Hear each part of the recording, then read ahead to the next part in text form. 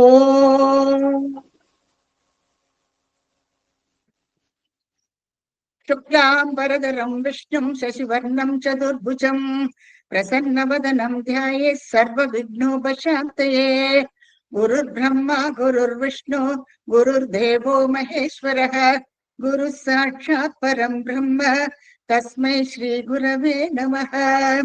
कृष्णाय वासुदेवाय देवकी नन्दनाय च नन्दगोपकुमाराय गोविन्दाय नमो नमः।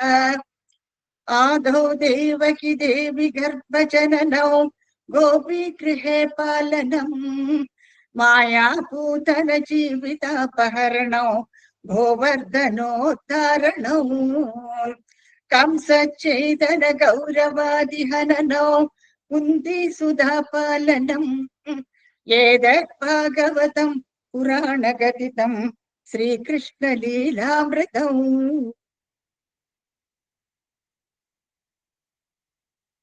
போன வாரம் மத்ஸ்யாவதாரம் பார்த்தோம். ஒரு ஷார்ட் ரீகேப் அப்புறம் அடுத்தது ஆரம்பிப்போம். இப்போ ஆஸ் யூஸ்வல் சுகாச்சாரியார் பரீட்சத்துக்கு வருஷப்படுத்தி சொல்லிட்டே வரார். அப்போ பகவான் என்னத்தினால இப்படி ஒரு மத்ஸ்ய ரூபத்துல அவதாரம் எடுத்தார் அப்படி ஒரு கொஸ்டின் கேட்கிறார் பரீட்சத்து. அப்போ பகவான் சொல்றார், பகவான் எல்லாருள்ளேயும் இருக்கார், அந்தர்யாமியாக அவர் இருக்கார். அவருக்கு எந்த விதமான பாகுபாடும் கிடையாது. ஏற்றத்தாழ்வுகளோ இது ஒரு புழுப்பூச்சியோ எதுவா இருந்தாலும் புழுப்பூச்சியில இருந்து பிரம்மா வரைக்கும் பகவான் அந்தர்யாமியாக எல்லாருக்குள்ளேயும் இருக்கார். அவருக்குள்ள நமக்குள்ளதான் அந்த பாகுபாடெல்லாம் வச்சுக்கிறோமே ஒழிய பகவானுக்கு எந்த விதமான பாகுபாடும் கிடையவே கிடையாது. அதனால அதுக்கப்புறமா ரொம்ப அந்த அவதாரம் என்னத்துக்கு எடுத்தார், அது என்ன காரணம், அதுக்கு இதையெல்லாம் அறிய விரும்புறார். அப்போ அதை சொல்லறதுக்கு கிளம்புறார் சுகர். இப்போ இந்த ஃபர்ஸ்ட் ஸ்லோகம் பிரகாரம் நம்ம பாக்குறோம், அந்த ஹயக்ரீவன்கிற ஒரு அசுரன், அந்த அசுரனை வதம் பண்ணுறதுக்கோசரம் பகவான் மத்ஸ்யாவதாரம் எடுக்கிறார் அப்படின்ட்டு முதல் ஸ்லோகத்துல ஸ்ரீமன் பட்டத்திரி சொல்றார். இப்போ இதுல நிறைய லெஜெண்டரி உண்டு. அதுல பாட்டுன்னு ஒரு மதுகைடவன் அவளை பத்தி நீங்க கேள்விப்பட்டிருப்பீள். அவள் எப்பவுமே அவள் அசுரர்கள் இந்த வேதத்தை எடுத்து ஒழிச்சு வச்சுடுவா. அப்ப அந்த சமயத்துல பகவான் ஒரு சமயத்துல ஹயக்ரீவர் அவதாரம் எடுத்துட்டு அவ ரெண்டு பேரையும் வதம் பண்ணிடுறார். அவர் என்னத்தினால ரீசன் உங்களுக்கு தெரியும். அசுரர்களுக்கும் தேவர்களுக்கும் எப்பவுமே சண்டைதான். அப்போ அவ தேவாதிகள் எப்பவுமே அவளுக்கு அப்ரஹேண்ட் இல்லையா. எப்படி நீங்க பார்க்க போனீங்கன்னா காசிவரோட பிள்ளைகள் தான் அவ ரெண்டு பேரும். திதிக்கு பிறந்த பேர் எல்லாரும் அசுரர்கள், அதிதிக்கு பிறந்த பேர் எல்லாரும் தேவாதிகள். ரெண்டு பேரும் வேதம் படிச்சிருக்கா, எல்லா விதத்துலயும் அவளுக்கு ஈக்குவல் தான். ஆனா அந்த தாமச குணம் அவளுக்கு கொஞ்சம் ஜாஸ்தி, ஒரு பொறாமை இல்லையா. இப்போ இந்த பங்காளி சண்டை சொல்லுவாள், அந்த மாதிரி எப்பவுமே அவளுக்கு தமிழ்ல எப்பவுமே சண்டை தான். அப்போ இந்த வேதம் அந்த உச்சாரணம் அதெல்லாம் சொல்லி அதன் காரணமாக அவளுக்கு இத்தனை ஒரு வசதியோ. அப்போ என்ன பண்ணுவான்னா இந்த வேதத்தை ஒழிச்சு வைக்கிறதுங்கிறதுனுடைய தாற்பயத்தை நான் எனக்கு சொன்னேன். அது மைண்ட் அண்ட் மெமரி. இந்த மைண்ட் அண்ட் மெமரிய அந்த ஸ்கில் வில் பி லாஸ்ட். அவ அந்த ஒழிச்சு வைக்கிறதுங்கிற ஒரு தத்துவம் அதாக்கம். சோ அவ என்ன பண்ணுவானா, இந்த பிரம்மாவோட கையில இருக்க அந்த வேத புஸ்தகங்கள் எல்லாம் எடுத்துட்டு ஒழிச்சு வச்சுடுவார். இதை நான் ஏற்கனவே உங்களுக்கு சொல்லியிருக்கேன். இந்த நைமித்திக பிரளயம் இல்லையா, அந்த பகவான் பிரம்மா பகலெல்லாம் சிருஷ்டிகாரியம், ராத்திரி அவர் ரெஸ்ட் எடுக்கிற பீரியட், அதைத்தான் நைமித்திக பிரளயம்னு சொல்லுவா. சோ அந்த ரெஸ்ட் எடுக்கிற சமயத்துல அவர் முகத்துல இருந்து அந்த வேதத்தை எடுத்துட்டு போயிட்டு அவ ஒழிச்சு வச்சுடுவா. அப்புறம் அதை ரிட்ரைவ் பண்ணி பிரம்மாவுக்கு பிரம்மா கிட்ட கையில கொடுக்கணும் பகவானுக்கு. அப்பதானே அடுத்த நாளைக்கு சிருஷ்டி காரியங்கள் எல்லாம் ஆரம்பிக்க முடியும். சோ இந்த மாதிரி நிறைய ஸ்டோரிஸ் உண்டு. இதுல நீ பார்க்கலாம், பிரம்மாவுக்கு இதை ரிட்ரைவ் பண்ணி பகவான் இந்த வேதத்தை கொடுத்து விடுறார். சிருஷ்டி காரியங்கள் எல்லாம் அதுக்கு ஏற்ற மாதிரி நெக்ஸ்ட் டே தொடங்குறது. இதெல்லாம் இந்த டைம் கேப், இந்த ஆல் தோஸ் திங்ஸ் நம்ம டீட்டெயில்டா பார்த்திருப்போம். சோ அதெல்லாம் நீங்க மறுபடியும் புரியலன்னா படிச்சு பார்த்து தெரிஞ்சுக்கணும். அதுக்கப்புறம் இன்னொரு புராணத்துல என்ன சொல்லியிருக்காங்கன்னா, இந்த தைவாசுர யுத்தங்கள்ல என்ன இருந்ததுன்னா, பகவான் அவருக்கு ரொம்ப எக்ஸாஸ்டட், எப்ப பாரு நம்மள சண்டைதான்.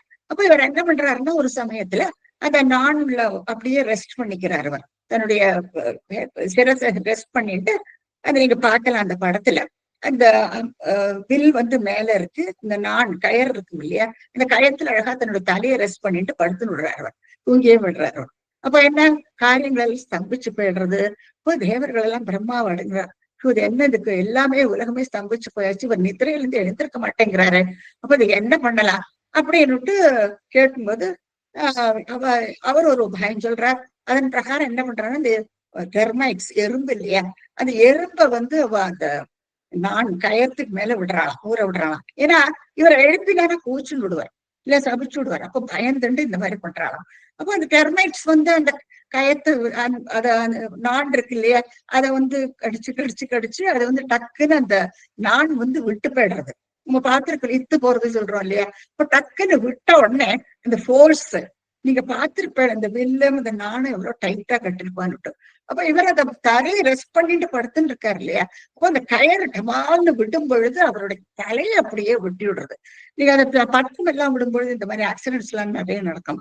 நீங்க அந்த மாஞ்சா போட்டிருப்பா இல்லையா, அப்போ அந்த கயத்தை எடுத்து நம்ம பறக்க விடும்போது சிலப்போ அந்த கயறு கழுத்துல சுத்தின்னு விடும். இந்த மாதிரி ஆக்சிடென்ட்ஸ் எல்லாம் அவன் அது கழுத்தை அப்படியே அறுத்து விடும். நெட்ஸ் எல்லாம் கூட நடந்திருக்கு அந்த மாதிரி. சோ இங்க என்ன ஆறுது, அந்த கயறு விட்ட உடனே டக்குன்னு அவருடைய தலையை அப்படியே தெரிச்சு போயிடுறது. இப்ப எல்லாரும் அரண்டு போயிடுறான், ஐயோ ஏதோ நல்ல காரியம் பண்ணப்பட்டு இப்படி ஆயிடுது. அப்போ மறுபடியும் பிரம்மா பாக்குறா, என்ன பண்றது, இந்த மாதிரி வந்துடுத்துன்னு நேரா தேவி அடுக்கிறாவா, துர்கையை போய் பாக்குறாவா. அப்போ அவள் என்ன சொல்றாங்க, இதெல்லாம் நல்லதுக்கு தான் நடந்திருக்கு, நீங்க கவலைப்படாதீங்க, நீங்க இமீடியட்டா வந்து ஒரு குதிரையோட முகத்தை கொண்டு வந்து அவருடைய அந்த சிரஸ் இல்லையா, அந்த சிரஸ் பாகம் மட்டும் எடுத்து வந்து நீங்க பிக்சப் பண்ணிடுங்கன்னு சொல்லிடுறான். அதே மாதிரி குதிரையுடைய அந்த கழுத்து வரைக்கும் கட் பண்ணி அதை கொண்டு பொருத்தி விடுறான். சோ அப்படியாக இந்த ஹயக்ரீவர் உருவம் கிடைக்கிறது அவருக்கு. இவரை நம்ம உபாசிக்கிறோம், ஏன்னா ஜென்ரலா வந்து படிக்கிறதுக்கு பாஸ் பண்றதுக்கு இதெல்லாம் ஹயக்ரீவ மூர்த்தி நம்ம வணங்குறோம். சோ அப்படியாக இந்த ஹயக்ரீவ அவதாரம் எடுத்துட்டு ஹயக்ரீவன் என்கிற ஒரு அசுரனை பகவான் வந்து வதம் பண்றார். இந்த ஹயக்ரீவன்கிற அசுரன் எப்படின்னா, அதுக்கு பின்னாடி ஒரு கதை இருக்கு. ஹயக்ரீவன் வந்து அவன் வந்து பிரம்மாவை தபசிருந்து அவன் ஒரு வரம் வாங்கிக்கிறான். அவருடைய முகம் வந்து இந்த மாதிரி குதிரையோட முகம் அவனுக்கு. அப்ப அவன் என்ன வரம் வாங்குறான்னா, என்ன போலயே இருக்கிற ஒருத்தனால தான் என்ன கொல்ல முடியும், இதே மாதிரி இந்த முகம் உள்ள ஒருத்தனால தான் என்ன வதம் பண்ண முடியணும் அப்படின்னு வருத்தம் வாங்கிட்டு விடுறான் அந்த அசுரன். அப்ப என்ன, அந்த மாதிரி முகத்துல யாரான்னு பொறுப்பாளர் இருக்க மாட்டான். அப்ப அது ஒரு பிரச்சனை. அவனை ரொம்ப இதே மாதிரி வேதத்தெல்லாம் ஒழிச்சு ரொம்பவுமே பாடுபடுத்திட்டு இருக்கான் தேவாதிகள் எல்லாம். அப்ப அது அவனை வதம் பண்றதுக்கோசரம் பகவான் வந்து இந்த ஹயக்ரீவ அவதாரம் எடுத்தாருன்ட்டு அப்படியும் ஒரு மார்கண்டேய புராணத்துல ஒரு கதை உண்டு. சோ அது மாதிரி நிறைய கதை பாகவதத்துல நீங்க பார்க்கலாம், இந்த மாதிரி ஸ்டோரிஸ் எல்லாம் நிறைய இருக்கும். இப்போ நாராயணியத்துல பாகவதத்தை ஒட்டி இதை எழுதியிருக்கு இல்லையா, சோ பாகவதத்தை ஒட்டி எழுதினால இங்க பகவான் வந்து இந்த ஹயக்ரீவன்கிற அசுரன்ட்டேந்து அந்த ஒழிச்சு வச்சிருக்கிற அந்த வேதத்தை எல்லாம் ரிட்ரைவ் பண்றதுக்கு மத்ஸ்யாவதாரம் எடுக்கிறார். இதுக்கு நிறைய காரணங்கள் இருந்து என்னத்தினாலும் இந்த மத்ஸ்யாவதாரம் எடுக்கிறாரு. ரீசன் ஒன், அந்த வேதங்கள் எல்லாம் ரிட்ரைவ் பண்ணி பிரம்மா கிட்ட திருப்பி கொடுக்கணும். அவருக்கு வந்து எப்பவும் போல தன்னுடைய சிருஷ்டி காரியங்கள் எல்லாம் தொடங்க முடியும். அதுக்கு மேல இப்போ இவர் ஜலஜந்துவா வந்திருக்கார், மத்ஸ்யாவதாரம் எல்லாம் எடுத்திருக்கார். என்னத்தினாலன்னா அந்த ஜலத்துக்குள்ள ஒழிச்சு வச்சிருக்காங்க. சோ அதுக்கு ஏற்ற மாதிரி அந்த மத்ஸ்ய ரூபத்துல போயிட்டு அவர் எடுத்துன்னு வர வேண்டி வருது. அப்புறம் அதுக்கு மேல இன்னும் சில காரணங்கள் இருக்கு, அதையே நம்ம பார்த்தோம். இப்போ இது ஒண்ணு மட்டுமல்ல, இன்னும் சில ஒரு 2-3 ரீசன்ஸ் ஆல்சோ தேர். இந்த ஒரு எந்தனால இந்த மத்ஸ்யாவதாரம் எடுத்தார். ஸ்லோகம் 2க்கு வரும்போது நம்ம பார்த்தோம், இவ சத்தியவிரதன் திராவிட நாட்டுல ஒரு அரசன் இருக்கான், விஷ்ணு பக்தன் அவன் ரொம்பவுமே. ஆனா பெரிய ராஜா அவன். அப்படி இருந்துண்டு கூட ராஜரிஷின்னு சொல்றாரு இல்லையா, அப்படி இருந்து கூட அவன் விஷ்ணு பக்தனா இருக்கான். அவன் வந்து ஒரு சமயத்துல நதி தீரத்துல போயிட்டு அவன் தர்ப்பணம் பண்ணிட்டு இருக்கான். அப்ப இதுக்குள்ள காரணங்கள்லாம் சொன்ன ஒரு அவன் வந்து ராஜாவா இருந்தா கூட எப்படி அனுஷ்டிக்கிறான் இது எல்லாத்தையும். இந்த காலத்துல இதெல்லாம் ஒண்ணுமே பண்றது இல்லை இல்லையா. அந்த காலத்துல நதி தீரத்திலேயே போயிட்டு ஒரு ராஜா போயிட்டு தர்ப்பணம் பண்ணியிருக்கான். இந்த காலத்துல எல்லாம் வீட்டுலதான் பண்றா, நதி தீரம் அப்படி எல்லாம் ஒண்ணும் கிடையாது. இதுக்கெல்லாம் நிறைய நம்ம அன்னைக்கு நான் டிஸ்கஷன் பண்ணியாச்சு, சொல்ல வேண்டிய அவசியம் இல்லை. சோ நதி தீரத்துல போயிட்டு தர்ப்பணம் பண்ற சமயத்துல என்ன ஆகுதுன்னா, ஒரு சின்ன மீன் குட்டி ரொம்ப அழகா இருக்கு பாக்குறதுக்கு. அது வந்து ஜலத்தை எடுப்பாலே, எடுக்கும் பொழுது ஒரு ஜலத்துக்குள்ள தத்தளிச்சுக்கிட்டு அவர் பாக்குறாரு.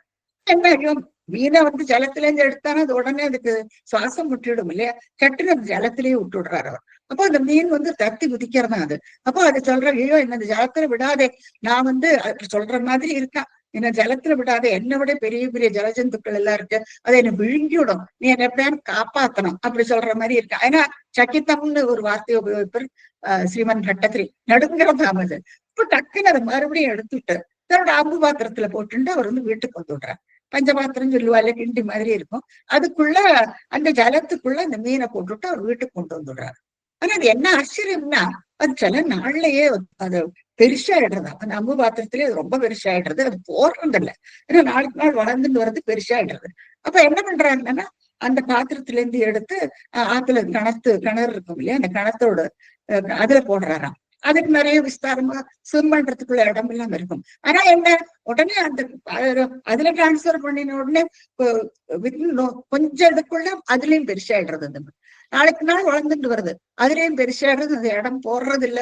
அப்போ இந்த மீன் சொல்றது, ஐயோ எனக்கு இந்த இடமும் போடலையே, எனக்கு இதை விட கொஞ்சம் பெரிய ஸ்தலமா பெரிய நீர்நிலையா அதுலயான்னு கொண்ட விட. இப்போ அவர் என்ன பண்றாருன்னா, ஒரு பாண்டு டேங்க் அந்த மாதிரி எல்லாம் இருக்கும் இல்லையா, அங்க கொண்டு போய் விடுறாரா. இன்னும் கொஞ்சம் கூட விஸ்தாரமா ஜலம் இருக்கும் இல்லையா, அப்ப அந்த இடத்துல கொண்டு விடுறாராம். அப்ப அதுவும் போடுறது இல்ல, அதுலயும் அது பெருசாயிட்டு அந்த விஸ்தீரணத்தை முழுக்க அடைச்சு விடுறது அந்த மீன். அப்புறம் அது மறுபடியும் அது கேட்கிறாங்க, இதுவும் போறலையே, எனக்கு இந்த இடமும் எனக்கு போறாம இருக்கு, அந்த மீன்ல நகர முடியலன்ட்டு சொல்றதா அந்த மீன். அப்ப என்ன பண்றாருன்னா, அடுத்து நதி தீரத்துல கொண்டு விடுறாரு அவர்.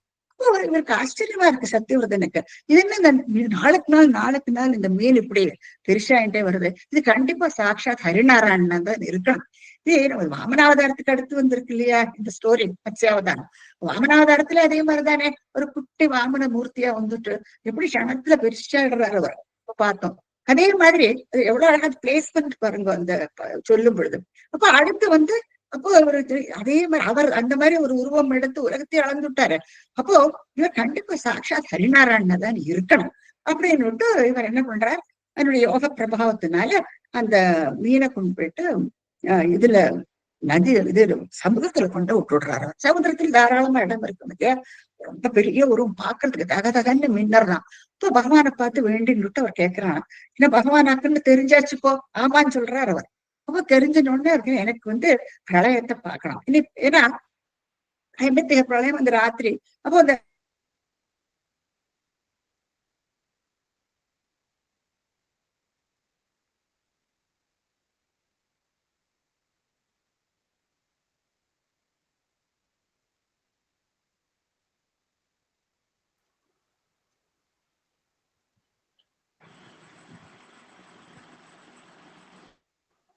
மாமிக்கு பவர் பேக்கா?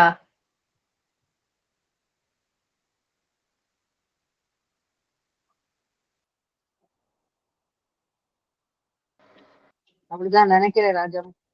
ஆஹ் ஏன் நான் மாமி ஆமா. இல்ல, சத்தம் கேட்கல. மாமி இல்ல, ஸ்டில்ல நின்னா அப்படியே அப்புறம் காணும். ஆமா ஆமா, ஓகே ஓகே, பாக்கலாம் வரதான். வந்துரும் வந்துரும். சரி. கொஞ்சம் நரசிம்மர் யோசிக்கிறார், வேற ஒண்ணு சேட்டை பண்ற.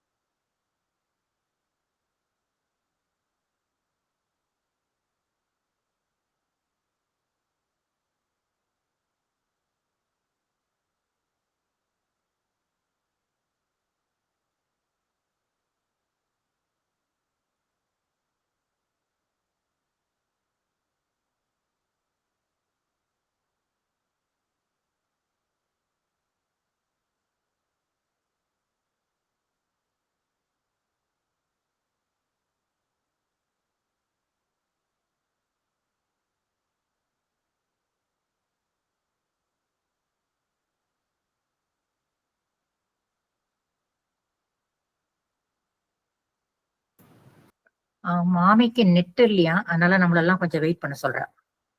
Okay okay okay okay right.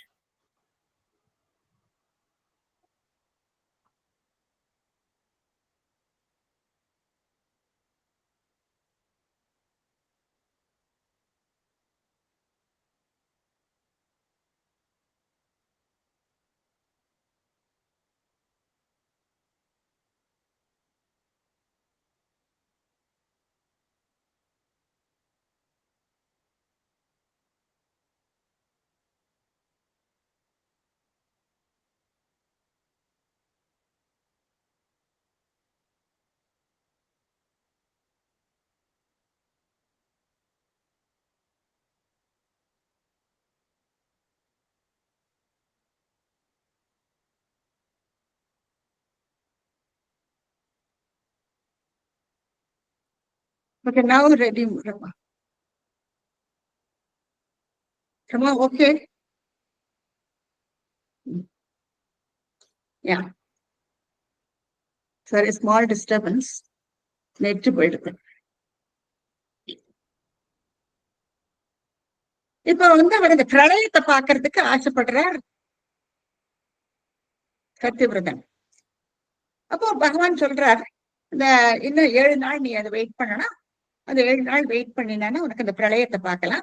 அதுக்கு முன்னால அடுத்த கல்பத்துக்கு வேண்டிய எல்லா இந்த ருடிமெண்ட்ஸ்னும் இதுல தாவரங்கள், மிருக வகைகள் எல்லாமே எல்லாத்தையும் நீ எடுத்துக்கணும், கலெக்ட் பண்ணி எடுத்துக்கணும். அதை எடுத்துட்டு தயாரா சப்த ரிஷிகளோட நீ தயாரா வெயிட் பண்ணிட்டு 7 நாள். அப்புறம் நான் அந்த சமயத்துல ஒரு ஓடம் வரும் எல்லாம் சொல்லிட்டு அவர் மறைஞ்சு போயிடுறாரு. அவர் அதே மாதிரி 7 நாளைக்கு இவர் வந்து நல்ல யஜ்யம் எல்லாம் பண்ணி தயாரா இருக்கார் சத்யவிரதன். இந்த சப்த ரிஷிகளோட தயாரா இருக்கார் சத்யவிரதன். அந்த சமயத்துல பூமியே ஒரு ஓடமா வருது. பூமியோட சைஸ் பாருங்க, அதுவே ஒரு ஓடமா வருது. ஏன்னா பிரளயம் இல்லவா, பிரளயத்தை காட்டி கொடுக்கிறார் பகவான். அந்த ஓடமா வருது. அதுல வந்து இவன் என்ன பண்றாங்கன்னா, உடனே அங்க கொண்டு வந்த அந்த சூஷ்மங்கள் எல்லாம் எடுத்துன்னு வந்திருக்காரு இல்லையா, அது எல்லாத்தையும் லோடு பண்ணிக்கிறா அந்த ஓடத்துல எல்லாத்தையும் லோட் பண்ணிக்கிறார். சரி, இதுக்கு வந்து நான் அந்த நோவாஸ் ஆர்க் அதை பத்தி நான் இன்னைக்கு சொன்னேன். இந்த biblical story, very similar biblical story அன்னைக்கு நான் சொல்லியிருக்கேன். சோ அதே ஞாபகப்படுத்திங்க. எல்லாரும் ஏறிண்டாச்சு. ஆனா அந்த தோணியோ அப்படி ஆட்டம் போடுறது அந்த இடத்துல. ஏன்னா இன்னும் அது ஃபேர்ம் ஆயிட்டு இல்ல, அந்த பிரளய ஜலத்துல யாருக்கும் அது அந்த பக்கமா ஆடின்னு இருக்கு. பகவான் என்ன சொல்றாருன்னா, ஆக்ஞை இடுறார் அவர், நீ வந்து இந்த தோணிய ஒரு என்னுடைய கொம்பு இல்லையா, அந்த மீனுக்கு ஒரு கொம்பு உண்டு, அந்த கொம்புல துங்க ஸ்ரிங்க சொல்லுவார், உயர்ந்த அந்த கொம்பு, அந்த கொம்புல வந்து வாசுகியினால கட்டி விடுன்னு சொல்றாரு. அந்த ஸ்லோகத்துல நீங்க பார்க்கலாம், ஸ்லோகம் 7ல வரும். அது அழகா சொல்றாரு அவர், இது பண்ண அடுத்து இந்த ஸ்டேஜ்ல இது பண்ண, இல்லாட்டா அந்த தோணி பாட்டுக்கு ஆடிண்டே இருக்கு. இது அழகா அதுல கட்டி விட்டுடுறாவா சத்யவிரதன் வந்து அதை கட்டி விடுறாங்க.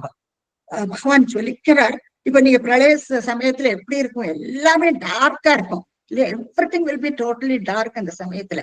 அப்போ அவர் பகவானுடைய அந்த ஒரு வெளிச்சம் தான் ஸ்வயம் பிரகாஷர் இல்லையா, அந்த ஒரு வெளிச்சத்துல அதுலதான் அவளுக்கு எல்லாமே பார்க்க முடியாது. ஏன்னா நம்ம அதையும் யோசிக்கணும் இல்லையா, இந்த இருட்டுல அவ எப்படி கட்டியிருப்பா அந்த மீன்ல, இந்த மாதிரி நிறைய கேள்விகள் நமக்குள்ள. இந்த குழந்தைகளுக்கு எல்லாம் அந்த கதையை நீங்க டீட்டெயிலா சொல்ல போனா நிறைய கொஸ்டின் கேட்கும். சோ எல்லாத்துக்கும் நம்ம தயாரா இருக்கணும் அவளுக்கு பதில் சொல்றதுக்கு. ஏன்னா அவர் எப்படி ஜொலிக்கிறாராம், ஒரு தங்கம் மட்டும் இப்படி ஜொலிக்கிறாராம், தங்க மீனாட்டம் ஜொலிக்கிறார் அவர். சோ அதுல வந்து அழகா வாசுகி எடுத்து கட்டி விடுறார்.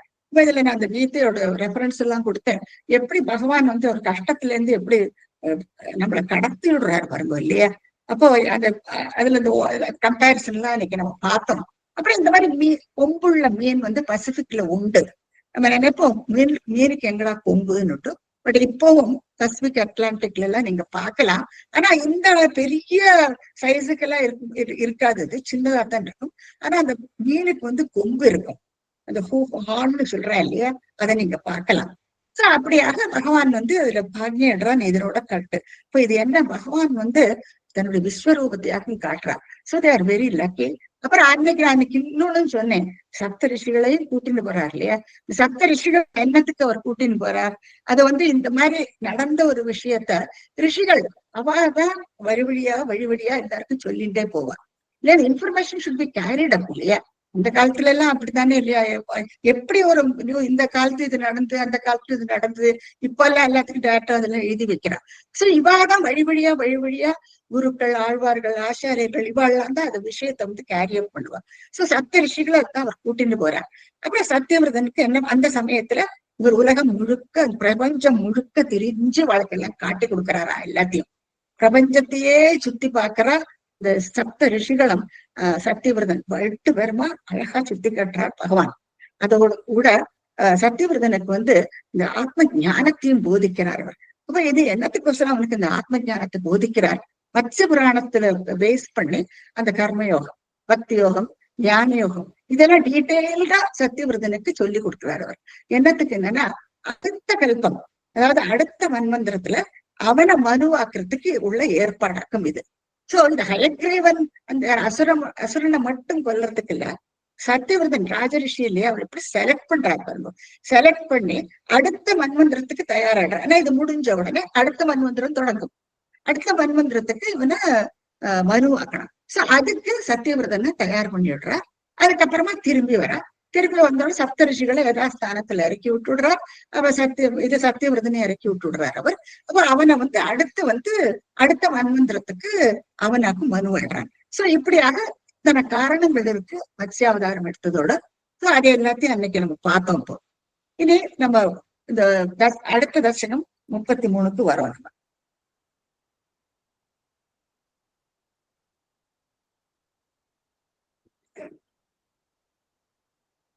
ஓகே, நெக்ஸ்ட் போகலாம். இனிமே வைவஸ்வதாக்கிய மனுபுத்திர நபாகஜாத நாபாக நாமக நரேந்திர சுதோம்பரீஷ சத்தார்ணவாவிருதமஹி தயிதோபி ரேமே த்வத்சங்கிஷு த்வைச்ச மக்னமனா சதைவ.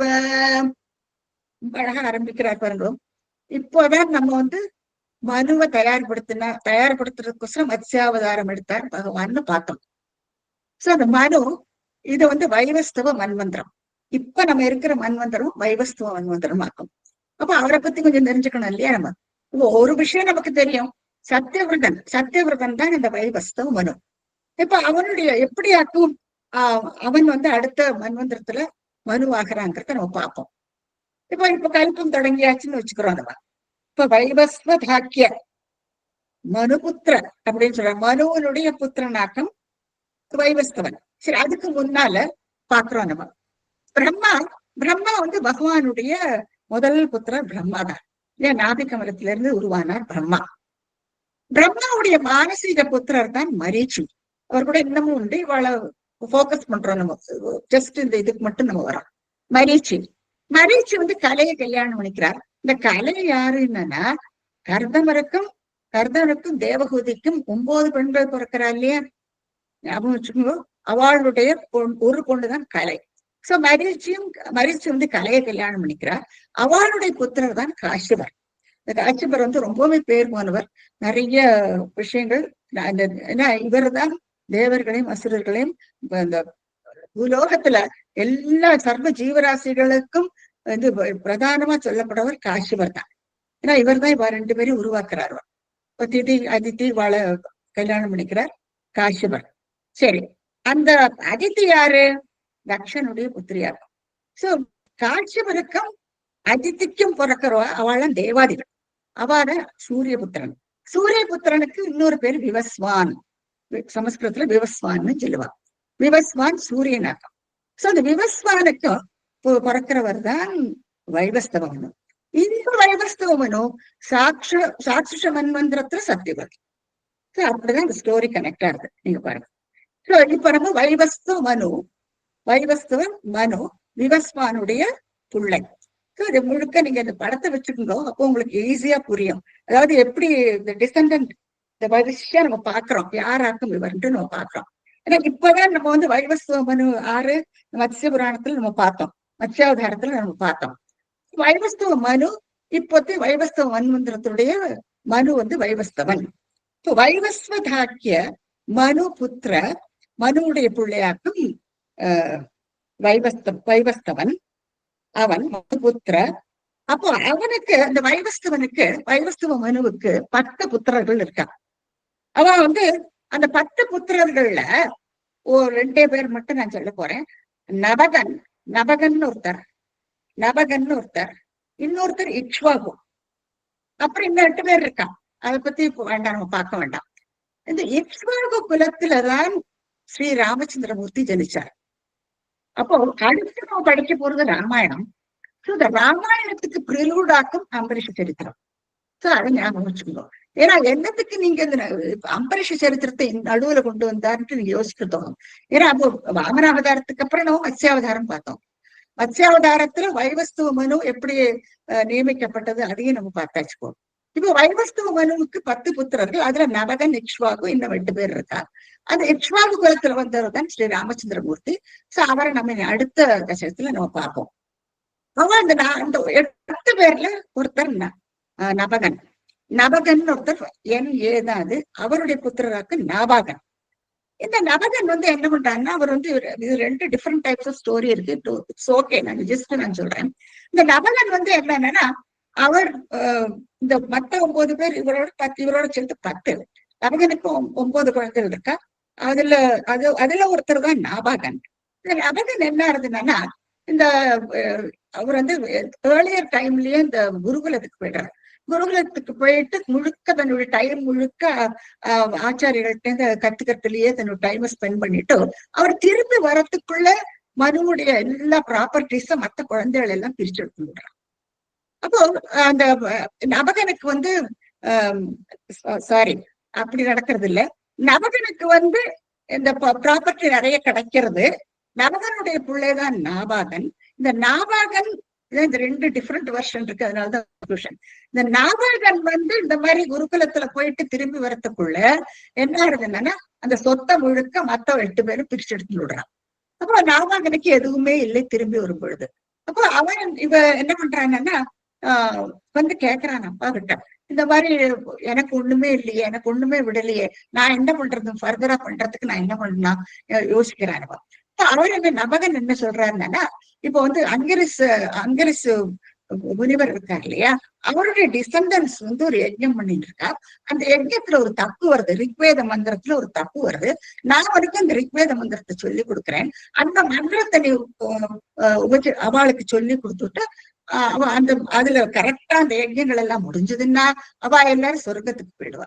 அவ சொர்க்கத்துக்கு போயாச்சுன்னா அவளோட சொத்தை எல்லாம் உனக்கு கொடுத்து விடுவா அப்படின்னுட்டு சொல்றாரு அவர். அதே மாதிரி ஒரு கத்துன்னு சொல்லிட்டு அந்த யஜ்யத்துக்கு போயிட்டு எல்லாம் சொல்லிட்டு அந்த சொத்தை எல்லாம் அவ வந்து அங்கிரிஸோட டிசெண்டன்ஸ் எல்லாம் சொர்க்கத்துக்கு போயிடுறா. அந்த சொத்தை எல்லாம் அவர்கிட்ட கொடுத்து விட்டு போயிடுறாவா. அது ஒண்ணுதான் அவருக்கு கிடைக்கிற சொத்து. நிறைய ஏராளமான சம்பத்துகள் கிடைக்கிறது அவருக்கு. ஆனா என்ன, அடுத்த நாளைக்கு சிவபெருமான் வந்துட்டு சொல்றார், இந்த சொத்தெல்லாம் என்னோடதான் இருக்கும், அதனால நீ இதுல எடுத்துன்னு போக முடியாதுன்ட்டு அவர் சொல்லிடுறாரு. அப்ப இவர் மறுபடியும் அப்பா கிட்ட வந்து இந்த மாதிரி எடுத்த சொத்தெல்லாம் சிவபெருமானோடது அல்லவா, அதை எடுத்துக்க முடியாதுன்னுட்டு சொல்லிவிட்டார் அவர். அப்படி சொன்ன உடனே அவர் ஆமா அவரோடதான், சிவன் எல்லாமே சர்வமும் பரமேஸ்வரனுடைய சொத்து அல்லவா, அப்போ அவர் திருப்பி கொடுத்துடுன்னு சொல்றாரு. அவர் இப்ப திருப்பி வந்துட்டு அழகா அவர் எல்லாத்தையும் கொடுத்துடுறாரு, எனக்கு வேண்டான்னுட்டு. அப்போ பகவான் கருணை உள்ளத்தோட எல்லாத்தையும் அவருக்கே கொடுத்துடுறாரு. நீயே இதெல்லாம் அனுபவிக்கலாம்னு சொல்லி கொடுத்துட்டு போயிட்டார். அவருடைய புத்திரன் தான் அம்பரீஷன். சோ அம்பரீஷனுக்கு இப்படியாக ஏராளமான சம்பத்துக்கள் அவ அப்பா மூலமா இவர் மூலமா வந்துடுறது. எல்லாமே இந்த மந்திரத்தினுடைய அந்த உச்சரிப்புனால அது எல்லாமே கரெக்டா அவளுக்கு சொர்க்கலோகத்துக்கு போக முடிகிறது.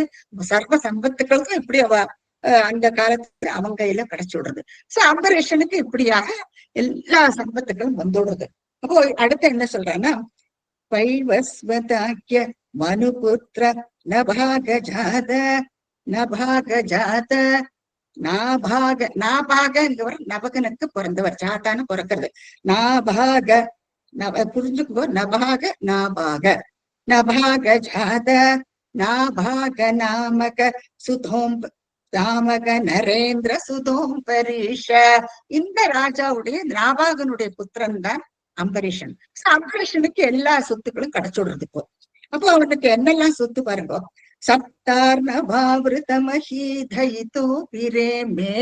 சப்தார்ணவம் இது நம்ம வந்து தசகம் 21 ஸ்லோகம் 5 நீங்க பார்த்திருப்பேன்னு நினைக்கிறேன்.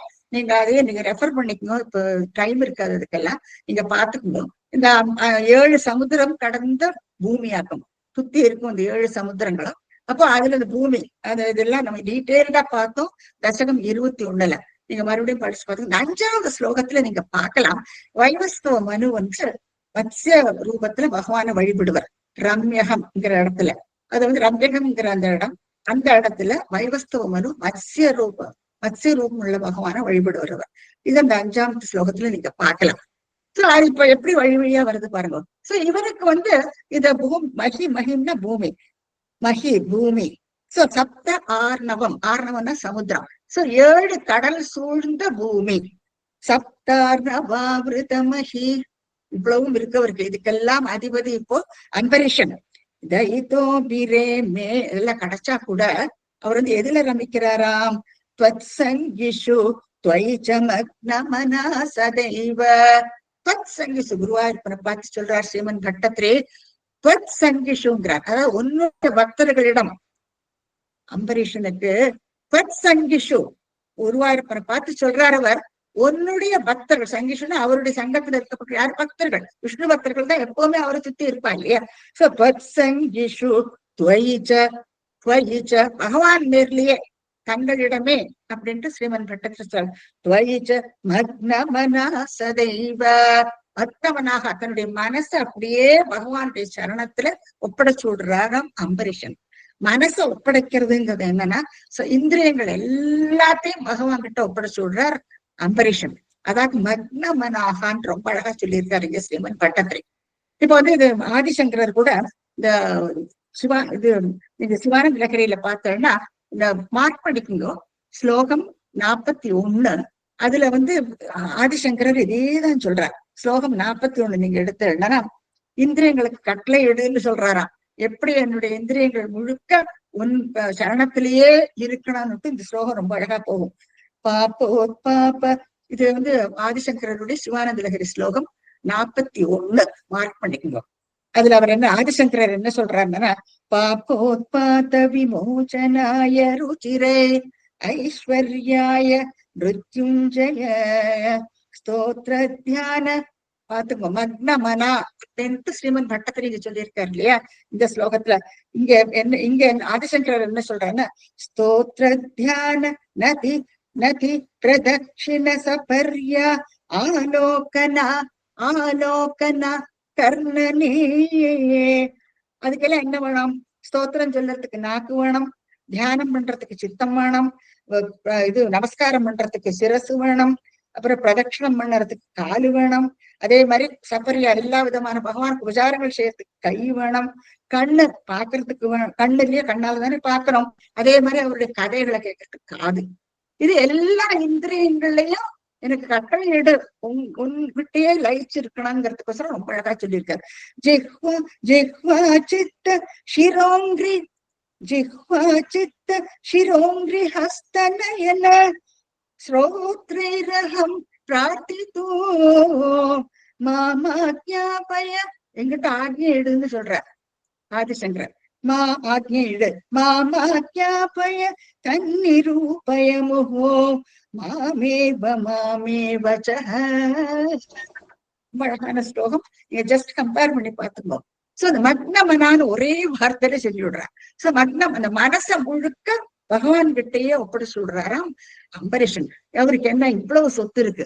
அந்த 7 சமுத்திரங்கள் சூழ்ந்த அந்த பூமிக்கு, மகிம்னா பூமி, அந்த பூமிக்கு இவர் அதிபதி. அப்படி அதிபதியா இருந்துட்டும் கூட அவருக்கு அதுல எல்லாம் ஒண்ணும் பெரிய இன்ட்ரெஸ்ட் இல்லையா? விஷ்ணு பக்தர்களிடத்துல அவருடைய மனசை ஈடுபடுத்தினாராம். துவயி சங்கிஷுங்கிற விஷ்ணு பக்தர்களிடம். அதுக்கு மேல என்ன பண்ணா, துவயி தங்களிடமும் மக்னமனாகா தன்னுடைய மனசை அப்படியே ஒப்படைச்சு விடுறாராம் அம்பரீஷன்.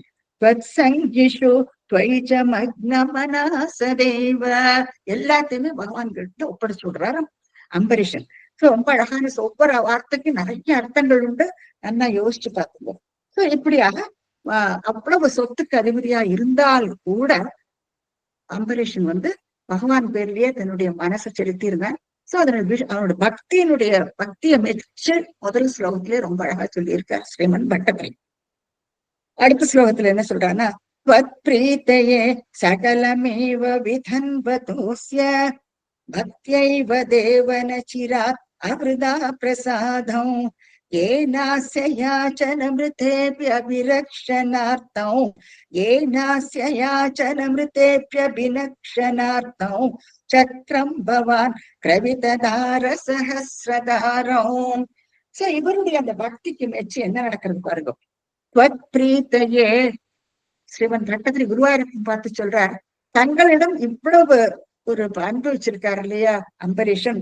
துவத் பிரீத்தையே சகலமேவ எல்லாத்தையுமே பகவான் கற்பனம் பண்றார். மக்னமனாகனு சொல்றார் இல்லையா, இங்கே அதே சொல்றார். சகலமேவ விதன்வதோஸ்ய பக்தியைவ தேவ குருவாயூரப்பா பக்தியைவ தேவ நச்சிராத். சிராத்னா வெகுகாலம், நச்சிராத் ஆப்போசிட், நச்சிராத் சீக்கிரமா சொல்றோம். நச்சிராத் அமிர்தா பிரசாதம். பகவான் கொடுக்கிறாராம் அவருக்கு கிஃப்ட். பகவான் பாருங்க எத்தனை அழகான கிஃப்ட் கொடுக்கிறார் அவர். நச்சிராத் அமிர்தா பிரசாதம் ஏனாஸ்ய ஏனாஸ்ய யாச்சன ரிதேபி ரிதேபி. அதாவது அவர் கேட்கறது இல்லையா, நீ எனக்கு இதை கொடு அதை கொடு, எதுவுமே அவர் கேட்கல. பகவான் பேர்ல மனசை பூர்த்தியா ஒப்படைச்சாச்சு அம்பரீஷன். எதுவுமே அவர் கேட்கறது இல்லை. பகவானுடைய பக்தர்களிடமும் பகவானிடமும் அப்படியே மனசை அப்படியே செலுத்தின்னு இருக்கார் அம்பரீஷன். அப்போ அவருக்கு சீக்கிரமாகவே அந்த பக்தனை ரட்சிக்கிறதுக்கோசரம் பகவான் என்ன பண்றான்னா, ஏனாசயாச்சனரிதேபி அபிரக்ஷனார்த்தம், அவருடைய ரட்சணைக்கோசரம் அவர் ரட்சிக்கிறதுக்கோசரம் சக்கரம் பவான் பிரவிததார சஹஸ்ரதாரம் சக்கரத்தை கொடுக்கிறாராம் பகவான். இவ்வளவு அழகான கிஃப்ட்டுக்கு மேல என்ன பாடம் இல்லையா. கால சக்கரம், அது கால சக்கரத்தினுடைய இதெல்லாம் நமக்கு நல்லா தெரியும். காலத்தை கணிக்கிற அந்த சக்கரமாகும். சகஸ்திரதாரம், அதுல 1000 முனைகள் இருக்கு. அது அப்படியே பகவானுடைய கையில சுத்திக்கிட்டே இருக்கும். அதுக்கு அதனுடைய காரியங்கள் எல்லாம் நிறையவே உண்டு. சோ அப்பேற்பட்ட சக்கரம் ஏதாவது துஷ்டர்கள் வந்தா அது வதம் பண்ணிடும். அதே ஒரு ஆயுதம் மாதிரி அவருக்கு, ஒரு கவச்சம் மாதிரி, ஒரு ஆயுதம் மாதிரி அம்பரீஷனுக்கு அவர். அப்ப அதனாலதான் ரக்ஷணார்த்தம்னு சொல்றார். அவரை ரட்சிக்கிறதுக்கோசரமே இந்த சுதர்சன இந்த சக்கரத்தை அவர் கொடுத்து விடுறாராம் பகவான். பேர்பட்ட ஒரு கிஃப்ட் அவருக்கு கிடைச்சு விடுது. நீங்க இது கீதையில பார்த்திருக்கீங்க இல்லையா, அந்த ஸ்லோகம் இந்த 9ல பார்த்து அனன்யா சிந்தயந்தோ மாம் யோஜனா பரியுபாசத்தே. வேற எந்த சிந்தனை இதுக்கு நல்லா உங்களுக்கு அர்த்தம் தெரியும். எந்த சிந்தனையுமே இல்லாம பகவான் பேர்ல யார் உபாசிக்கிறாளோ தேஷாம் நித்யா அபியுக்தான அபியுக்தானாம் யோகத்தையும் க்ஷேமத்தையும் ரெண்டையும் பகவான் வகிக்கிறான். ஒரு யோகம் க்ஷேமம்ங்கிறத பத்தி நான் அர்த்தம் எல்லாம் உங்களுக்கு சொல்லி கொடுத்துருக்கேன். யோகக்ஷேமம்னா ஆர்டினரி மீனிங்ல it's god a meaning, very deeper மீனிங்கும் அதுக்கு உண்டு. சோ யோகக்ஷேமத்தை பகவானை பார்த்துன்னு விடுவான். அவர்கிட்ட மனசு ஒப்படைச்சாச்சுன்னா அவர் பகவானே எல்லாத்தையும் பார்த்துன்னு விடுவான். இப்ப இந்த மாதிரி நிறைய கீதையில இந்த ஸ்லோகங்களுக்கு நம்ம இதுல கம்பேர் பண்ணிக்கலாம். இப்ப இன்னொரு ஸ்லோகத்துல என்ன சொல்றாங்கன்னா, நாங்க கொடுத்துட்டுல நீங்க மார்க் பண்ணிக்க போறோம். இந்த சாப்டர் 2, அதாவது பகவத்கீதையில சாப்டர் 2ல ஸ்லோகம் 47 நீங்க எடுத்துட்டு நீங்க மார்க் பண்ணிக்க போறோம். கர்மண்யேவாதிகாரஸ்தே மா பலேஷு கதாச்சன. பகவான் என்ன சொல்றார், உனக்கு கர்மம் பண்ணத்தான் வேணும். சோ அந்த அதிகாரம் உனக்கு கர்மம் பண்றதுக்கு மட்டும்தான் உனக்கு அதிகாரம். அடுத்து என்ன சொல்றார், மா கர்வ பலஹே துர்பு மா தே சங்கேஸ்வ கர்மணி. அடுத்தல இருந்தே சொல்றார், நீ அதனுடைய பலனை மாத்திரம் நீ எதிர்பார்க்காதே. அந்த பலன் என்னவோ எல்லா கர்மங்களுக்கும் ஒரு பலன் உண்டு, பலாபலன்கள் உண்டு. ஆனா அந்த பலனுக்கு உனக்கு அதிகாரம் இல்லைங்கிற. நீ கர்மம் பண்றதுக்குத்தான் உனக்கு அதிகாரமே ஒழிய நீ அந்த பலனை நீ அந்த பலன் என்னவோ அதுல உனக்கு அதிகாரமே இல்லைங்கிறார் கீதையில. யோசிச்சு பார்த்து வர்றீங்க. அதே மாதிரி அப்போ சரி பலன் இல்லைன்னா என்னத்துக்கு பண்ணணும், கர்மம் பண்ண வேணாம், சும்மா அப்படியே இருக்கலாம், அக்கர்மணி இல்லையா, பேசாம இருக்கலாமே ஒண்ணும் பண்ணாம. ஆனா அப்படியும் இருக்கக்கூடாது, அகர்மணிங்கிற அப்படின்னு இருக்கக்கூடாது. கர்மம் செய்யவும் வேணும், நம்ம டியூட்டியை நம்ம பண்ணித்தான் ஆகணும். You cannot escape from the duty. அதான் அகர்மணி என்னன்னா செய்யாம இருக்கிறது. சோ அது நீ பண்ணத்தான் வேணும். ஆனா அதுக்குத்தான் உனக்கு அதிகாரம் ஒழிய அந்த பலனுக்கு எந்த விதமான அதிகாரம் கிடையாதுங்கிற. இப்ப மறுபடியும் நீங்க 4th சாப்டர் எடுத்துக்கோங்க.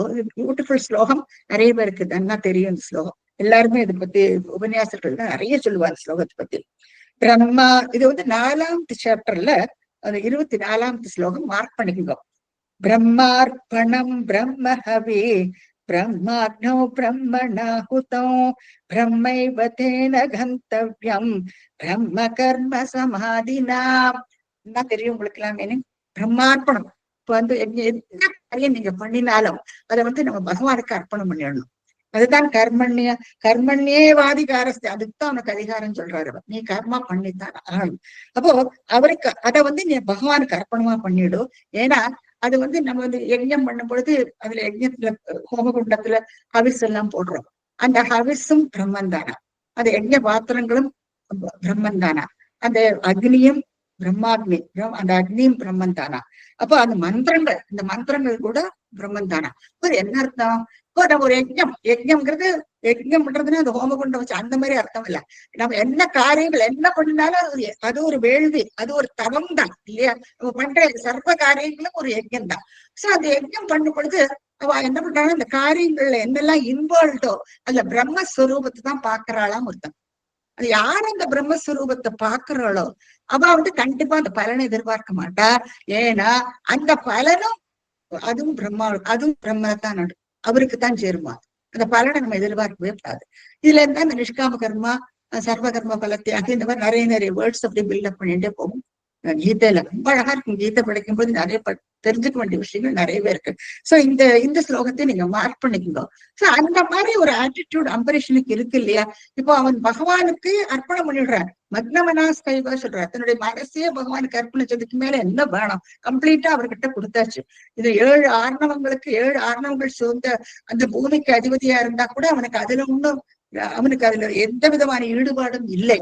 அவருக்கு பகவான் சரணங்கள்ல தான் அவனுக்கு விஷ்ணு பக்தனாகவே இருக்கான். விஷ்ணு பக்தர்களிடமும் அவனுக்கு பக்தி. இதை நம்ம ஏற்கனவே பார்த்தோம். சோ அப்படியாக ஒரு வேள்வி அவனுக்கு வந்து எல்லாமே பகவான் தான்ங்கிற ஆட்டிடியூட்ல. அதனாலதான் இந்த 2-3 கீதையில இருந்து இந்த ஸ்லோகத்தை நாங்க ரெஃபரன்ஸ் கொடுத்துருக்கோம். நீங்க பாத்துக்கோ. பாக்கியில தான் நீங்க அண்டர்ஸ்டாண்ட் பண்ணிக்கலாம். சோ அப்படி இருக்கும் பொழுது பகவான் என்ன பண்றாங்கன்னா அவனுடைய ரட்சணார்த்தம் இல்லையா, அபிரட்சணார்த்தம். அப்ப அவரை ரட்சிக்கிறதுக்கோசரம் அவர் வந்து இந்த சகசிரதாரம் 1000 முனைகள் கொண்ட இந்த சுதர்சன யந்திரத்தை வந்து உங்களுக்கு கொடுத்து விடுறாரு அவர். அதை வந்து அவனை ரட்சிக்கும் அம்பரீஷன். அது என்ன வாக்குன்னு நம்ம இனிமே பார்ப்போம். நம்ம சத்வாதசி விரதமதோ பவதர்ச்சனார்த்தம் வருஷம் ததௌ மதுவனே யமுனோபகண்டே பத்ன்யா சமம் சுமனசா மஹதீம் விதன்வன் பூஜாம் விஜேஷு விசிருஜன் பசுஷஷ்டி கோட்யம். இப்ப வந்து என்ன பண்றான்னா துவாதசி விரதத்தை எடுத்துக்கிறான் அம்பரீஷன். தன்னுடைய மனைவியோட கூடி அவன் துவாதசி விரதத்தை எடுத்துக்கிறான். அதை பத்தி நான் சொல்றேன். இப்போ சத்வாதசி விரதமத்தோ பவத் அர்ச்சனா. இது பகவானை குறிச்சு பண்ற ஒரு அர்ச்சனை. இது இந்த துவாதசி விரதம்ங்கிறது. இந்த துவாதசி விரதம் எப்படி இருக்கணும்னா பார்க்கலாம். பகவானை குறிச்சு அவன் பூஜை எல்லாம் பண்ணிட்டு பாக்குற இந்த படத்துல பத்ன்யா சமம்ங்கிறார். அதாவது ஒரு வருஷம் ததோ எங்க மதுவனம்ங்கிற இடத்துல யமுனோபகண்ட யமுனை நதி அங்க எவ்வளவு அழகா ஓடின்னு இருக்கு. அந்த யமுனை நதி ரொம்ப அழகா எடிட் பண்ணிருக்காராமா. பார்த்துட்டு போனீங்க. Everything is there as per the ஸ்லோகம். உங்களுக்கு எல்லா டீடைல்ஸும் இந்த படத்துல இருக்கு. சோ இன்னைக்கு பார்க்கலாம். இங்க இந்த துவாதசி விரதத்தை பவதர்ச்சனார்த்தம் உங்களை அர்ச்சிக்கிறதுக்கோசரம் வருஷம் ஒரு வருஷ காலம் பண்ணணும் அவனுக்கு, அம்பரீஷனுக்கு. யமுனோபகண்டை அந்த மதுவனத்துல யமுனை நதி தீரத்துல உட்கார்ந்துட்டு பண்றான் அவன். பத்ன்யாசமும் பத்னி கூட இருந்துட்டு பத்ன்யாசமும் சுமனசா அவ்வளவு நல்லவளாம். ஏன்னா ஒத்துழைக்கணுமே. பத்னி ஒத்துழைத்தாலும் அவங்களுக்கு நல்ல காரியங்கள் எல்லாம் நல்ல சக்சஸ்ஃபுல்லா நடக்கும். பத்ன்யாசமம் சுமனசா நல்லவளாம் அவ்வளவு. மஹதீம் விதன்வன் சொல்றாரு ஸ்ரீமன் பட்டப்படி. ரொம்ப பெரிய அளவுலயே பண்றாரு அவர். அது என்ன பெரிய அளவுல அவர் என்ன பண்றார்? பூஜாம் விஜேஷு, இந்த பிராமணர்களுக்கெல்லாம் பூஜை பண்ணி பூஜாம் விஜேஷு விசிருஜி கொடுக்கிறாராம். பசுஷஷ்டி கோடியும் 60 கோடி பசுக்களை பிராமணர்களுக்கு கொடுக்கிறார். தங்க பூன் போட்ட பசுக்களா எல்லாம். இந்த கொம்புல எல்லாம் தங்க பூன் போட்டிருக்குமா. அந்த நல்ல கறவை மாட்டு பசுக்களை எல்லாத்தையும் அவர் வந்து பிராமணர்களுக்கு கொடுக்கிறாராம். இப்போ இதெல்லாம் எத்தனை பெரிய தானம் இல்லையா? அந்த விரதமும் எடுத்துக்கிறார், அந்த தானமும் பண்றாரு அவர். அப்போ என்ன சொல்றாங்கன்னா ஒரு பசுமாட்டு மேல எத்தனை ரோமங்கள் இருக்கோ அத்தனை ரோமத்துக்குள்ள அந்த பலன் உண்டாகும் இருக்கு. அதான் அந்த கோதானம் இதெல்லாம் ரொம்ப விசேஷம்னு சொல்றான். அப்ப எல்லாத்துக்கும் பிராமணாளுக்கு இதை கொடுக்குறாங்கன்னா அவ யஜ்யங்கள் எல்லாம் பண்ணுவா. யஜ்யகாரங்களுக்கு பசு நெய் பால் இதெல்லாம் தேவையா இருக்கும் இல்லையா, பாயசத்துக்கு எல்லாத்துக்குமே அது தேவைப்படும். பால் எடுத்துதானே பாயசம் பண்றோம். சோ இந்த மாதிரி பால் வந்து ரொம்பவுமே இம்பார்ட்டன்ட். இப்ப அவ பசுக்களை ரட்சிப்பா, ரட்சிச்சுட்டு இதெல்லாம் அந்த யஜ்யத்துக்கு உபயோகப்படுத்துறா. இந்த ஹோமிக்கிறா இல்லையா, அதுக்கெல்லாம் இந்த அதனுடைய பால் அப்புறம் திரவியம்னு சொல்லுவா, மாட்டு சாணி மூத்திரம் எல்லாமே உபயோகிப்பா இந்த யஜ்யத்துல எல்லாம். சோ அதனால விஜேஷு, விஜர்கள்னா பிராமணர்கள். சோ பூஜா விஜேஷு விசிருஜன் தானமா கொடுக்குறாராம். பசுஷ்டி கோடியும் 60 கோடி பசுனா ஜஸ்ட் இமேஜின், என்னவா இதுல 60 crores 60 கோடி பசுக்களை தானமா கொடுக்குறாராம். ஒவ்வொருத்தருக்கு பிராமணர்களுக்கு கொடுக்குறாராம். இப்ப வந்து துவாதசி விரதம் வந்து என்னவாக்கும்னு நம்ம பார்க்கணும். ஒரு ஏகாதசி விரதத்தை பத்தி உங்களுக்கு எல்லாருக்கும் நல்லா தெரிஞ்சிருக்கும். ஏகாதசி விரதம்ங்கிறது ஏகாதசி ரோஜ் 11th டேலயே அந்த ஏகாதசி 11th டே அன்னைக்கு ஒரு நாளைக்கு நீங்க முழுக்க முழுக்க இது பட்னியா இருக்கணும். அதுதான் ஏகாதசி விரதம்ங்கிறது. ஆனா அந்த துவாதசி விரதம்ங்கிறது என்னன்னா தசமி அன்னைக்கு ராத்திரியில இருந்து ஆரம்பிக்கணும். தசமி அன்னைக்கு ராத்திரியே நம்ம வந்து எதுவுமே கழிக்கப்படாது, எதுவுமே கழிக்காது. அடுத்த நாள் முழுக்க முழுக்க பட்னியா இருக்கணும் ஏகாதசி முழுக்க. அதுக்கப்புறம் அடுத்து துவாதசி வருது, துவாதசி முடியறதுக்கு முன்னாடி பாரணம் பண்ணிவிடும். அதுதான் ரொம்ப முக்கியம் இங்க. அதுதான் துவாதசி விரதம்னு சொல்லுவாங்க. சோ அது இந்த டிஃபரன்ஸ் தெரிஞ்சுக்கும். ஏகாதசி விரதம் இதுவும் ஒண்ணும் இல்ல. ஏகாதசி விரதம் வந்து ஒரு நாள் தான். அப்போ அதுக்கு வந்து இந்த துவாதசியில பாரணம் பண்ணுங்கிற நெசிட்டி எல்லாம் கிடையாது. அதுக்கு ராத்திரியோட நீங்க முடிச்சுட்டு அடுத்த நாளைக்கு சாப்பிட்டுக்கலாம். இந்த துவாதசியை எந்த இது அதெல்லாம் பார்க்க வேண்டிய அவசியம் இல்லை. ஒரு நாள் முழுக்க முழுக்க இத பூஜை பண்ணிட்டு நம்ம நோம்பு இருக்கணும் அன்னைக்கு. ஆனா இந்த துவாதசி விரதம்ங்கிறது என்னன்னா தசமியில இருந்து தொடங்கணும். 3 நாள் முழுக்க போயிடும். சோ தசமி ராத்திரியில தொடங்கிட்டு அப்புறம் ஏகாதசி முழுக்க முழுக்க பட்டினி இருந்துட்டு அப்புறம் துவாதசி முடியறதுக்கு முன்னால, இப்போ அந்த திதி முடியறதுக்கு முன்னால பாரணம் பண்ணிடுறோம். அது வெரி இம்பார்ட்டன்ட். இப்போ அந்த திதி முடிஞ்சாலும் அடுத்த திரையோதசி வந்துடும் இல்லையா, அப்ப அந்த திதியில சப்போஸ் கிராஸ் பண்ணி போயிட்டேன்னா அந்த விரதத்துக்கு எந்த விதமான பலனும் கிடையாது. அப்புறம் மறுபடியும் அவளுக்கு அப்சர்வ் பண்ணத்தான் வேணும். அதுல எந்த பிரயோஜனமும் கிடையாது. அதனால அந்த முகூர்த்தம் கரெக்டா முடியறதுக்கு முன்னாலே பிராமணர்களுக்கெல்லாம் ஜலம் குத்தி சாப்பாடு போட்டுட்டு காரணம் பண்ணிடணும் அம்பரீஷனும். சோ அது ரொம்ப இம்பார்ட்டன்ட் அது. சோ அதுதான் துவாதசி விரதம்ங்கிறது. சோ அப்படியாக இந்த துவாதசி விரதத்தை இது வந்து வருஷத்துல 12 வருது இல்லையா, சிலப்போ 13 கூட வருமா. சோ அந்த விரதத்தை மேற்கொண்டு வரிசையா பண்ணிட்டே வரணும். ஒவ்வொரு மாசமா தொடங்கி அதை பண்ணிட்டே கரெக்டா அந்த தசமியில இருந்து தொடங்கி ஏகாதசி துவாதசி அன்னைக்கு முடிக்கணும், பாரணம் பண்ணி முடிக்கணும்.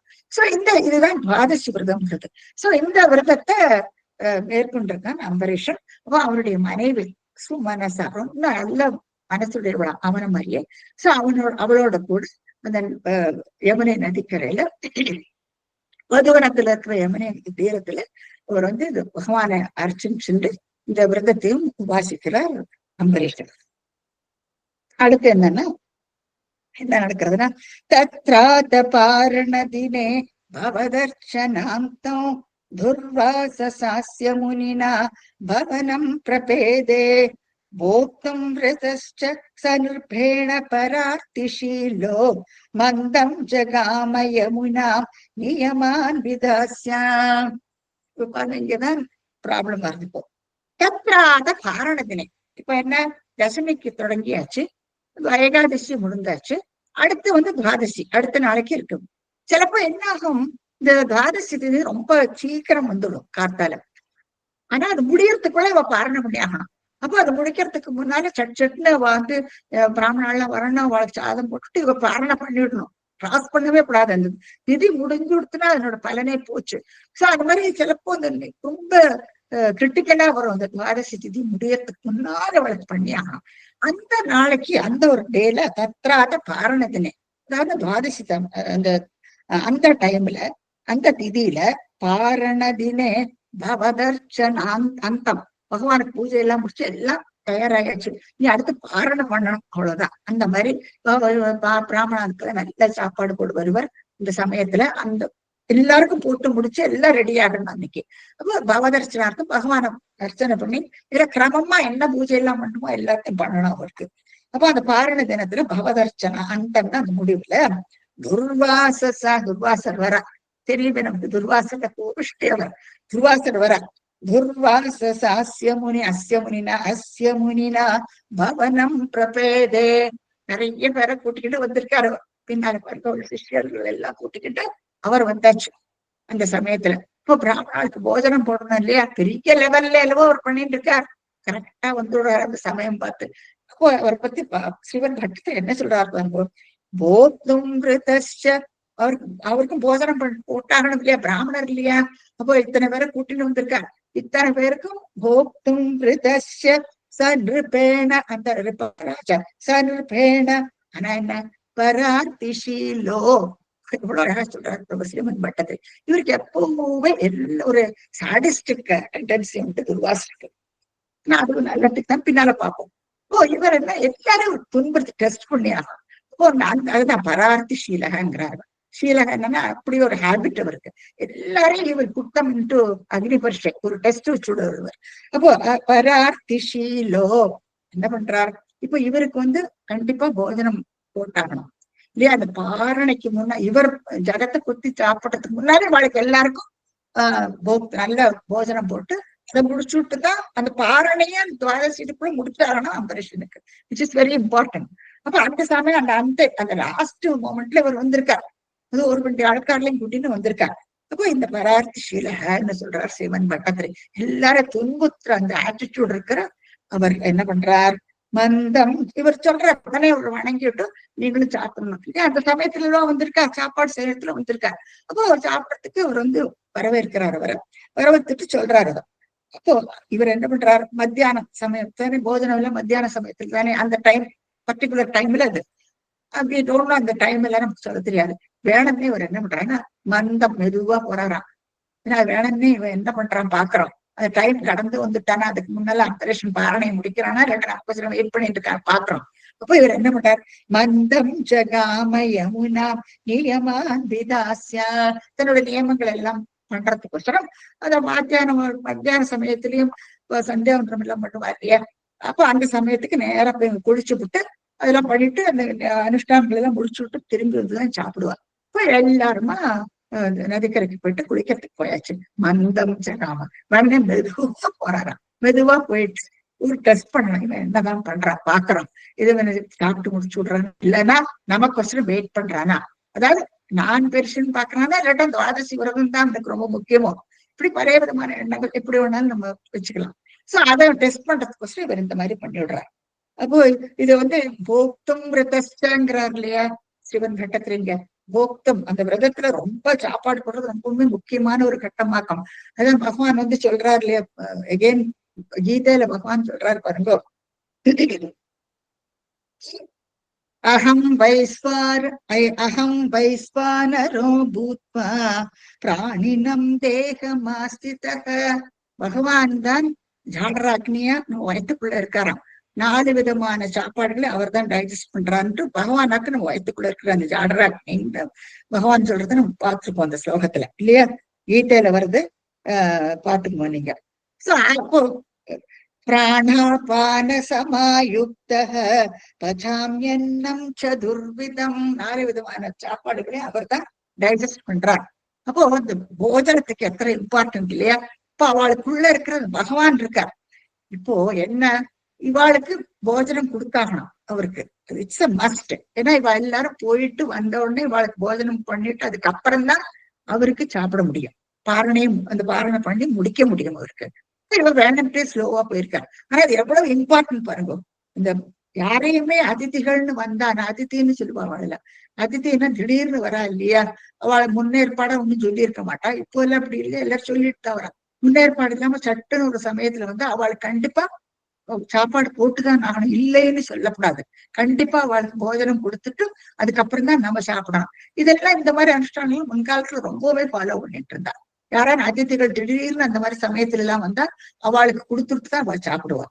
சோ அதுவும் ஒரு ராஜா வேற, ராஜரிஷி வேற, கண்டிப்பா கொடுத்துதான் ஆகணும். there's no way, he has to do. அப்போ இவரை டெஸ்ட் பண்றதுக்காக வந்திருக்கா. இப்போ என்ன பண்றாரு இவர், என்ன பண்ணு இவருக்கு தெரிய மாட்டேங்கிறது.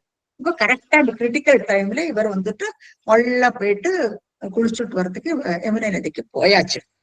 என்ன அடுத்து என்ன ஆகுதுன்னா, ராஜ்யாத பாரண முகூர்த்த சமாப்தி கேதான் பாரைவ பாரணமகாரி பவத் பரேண.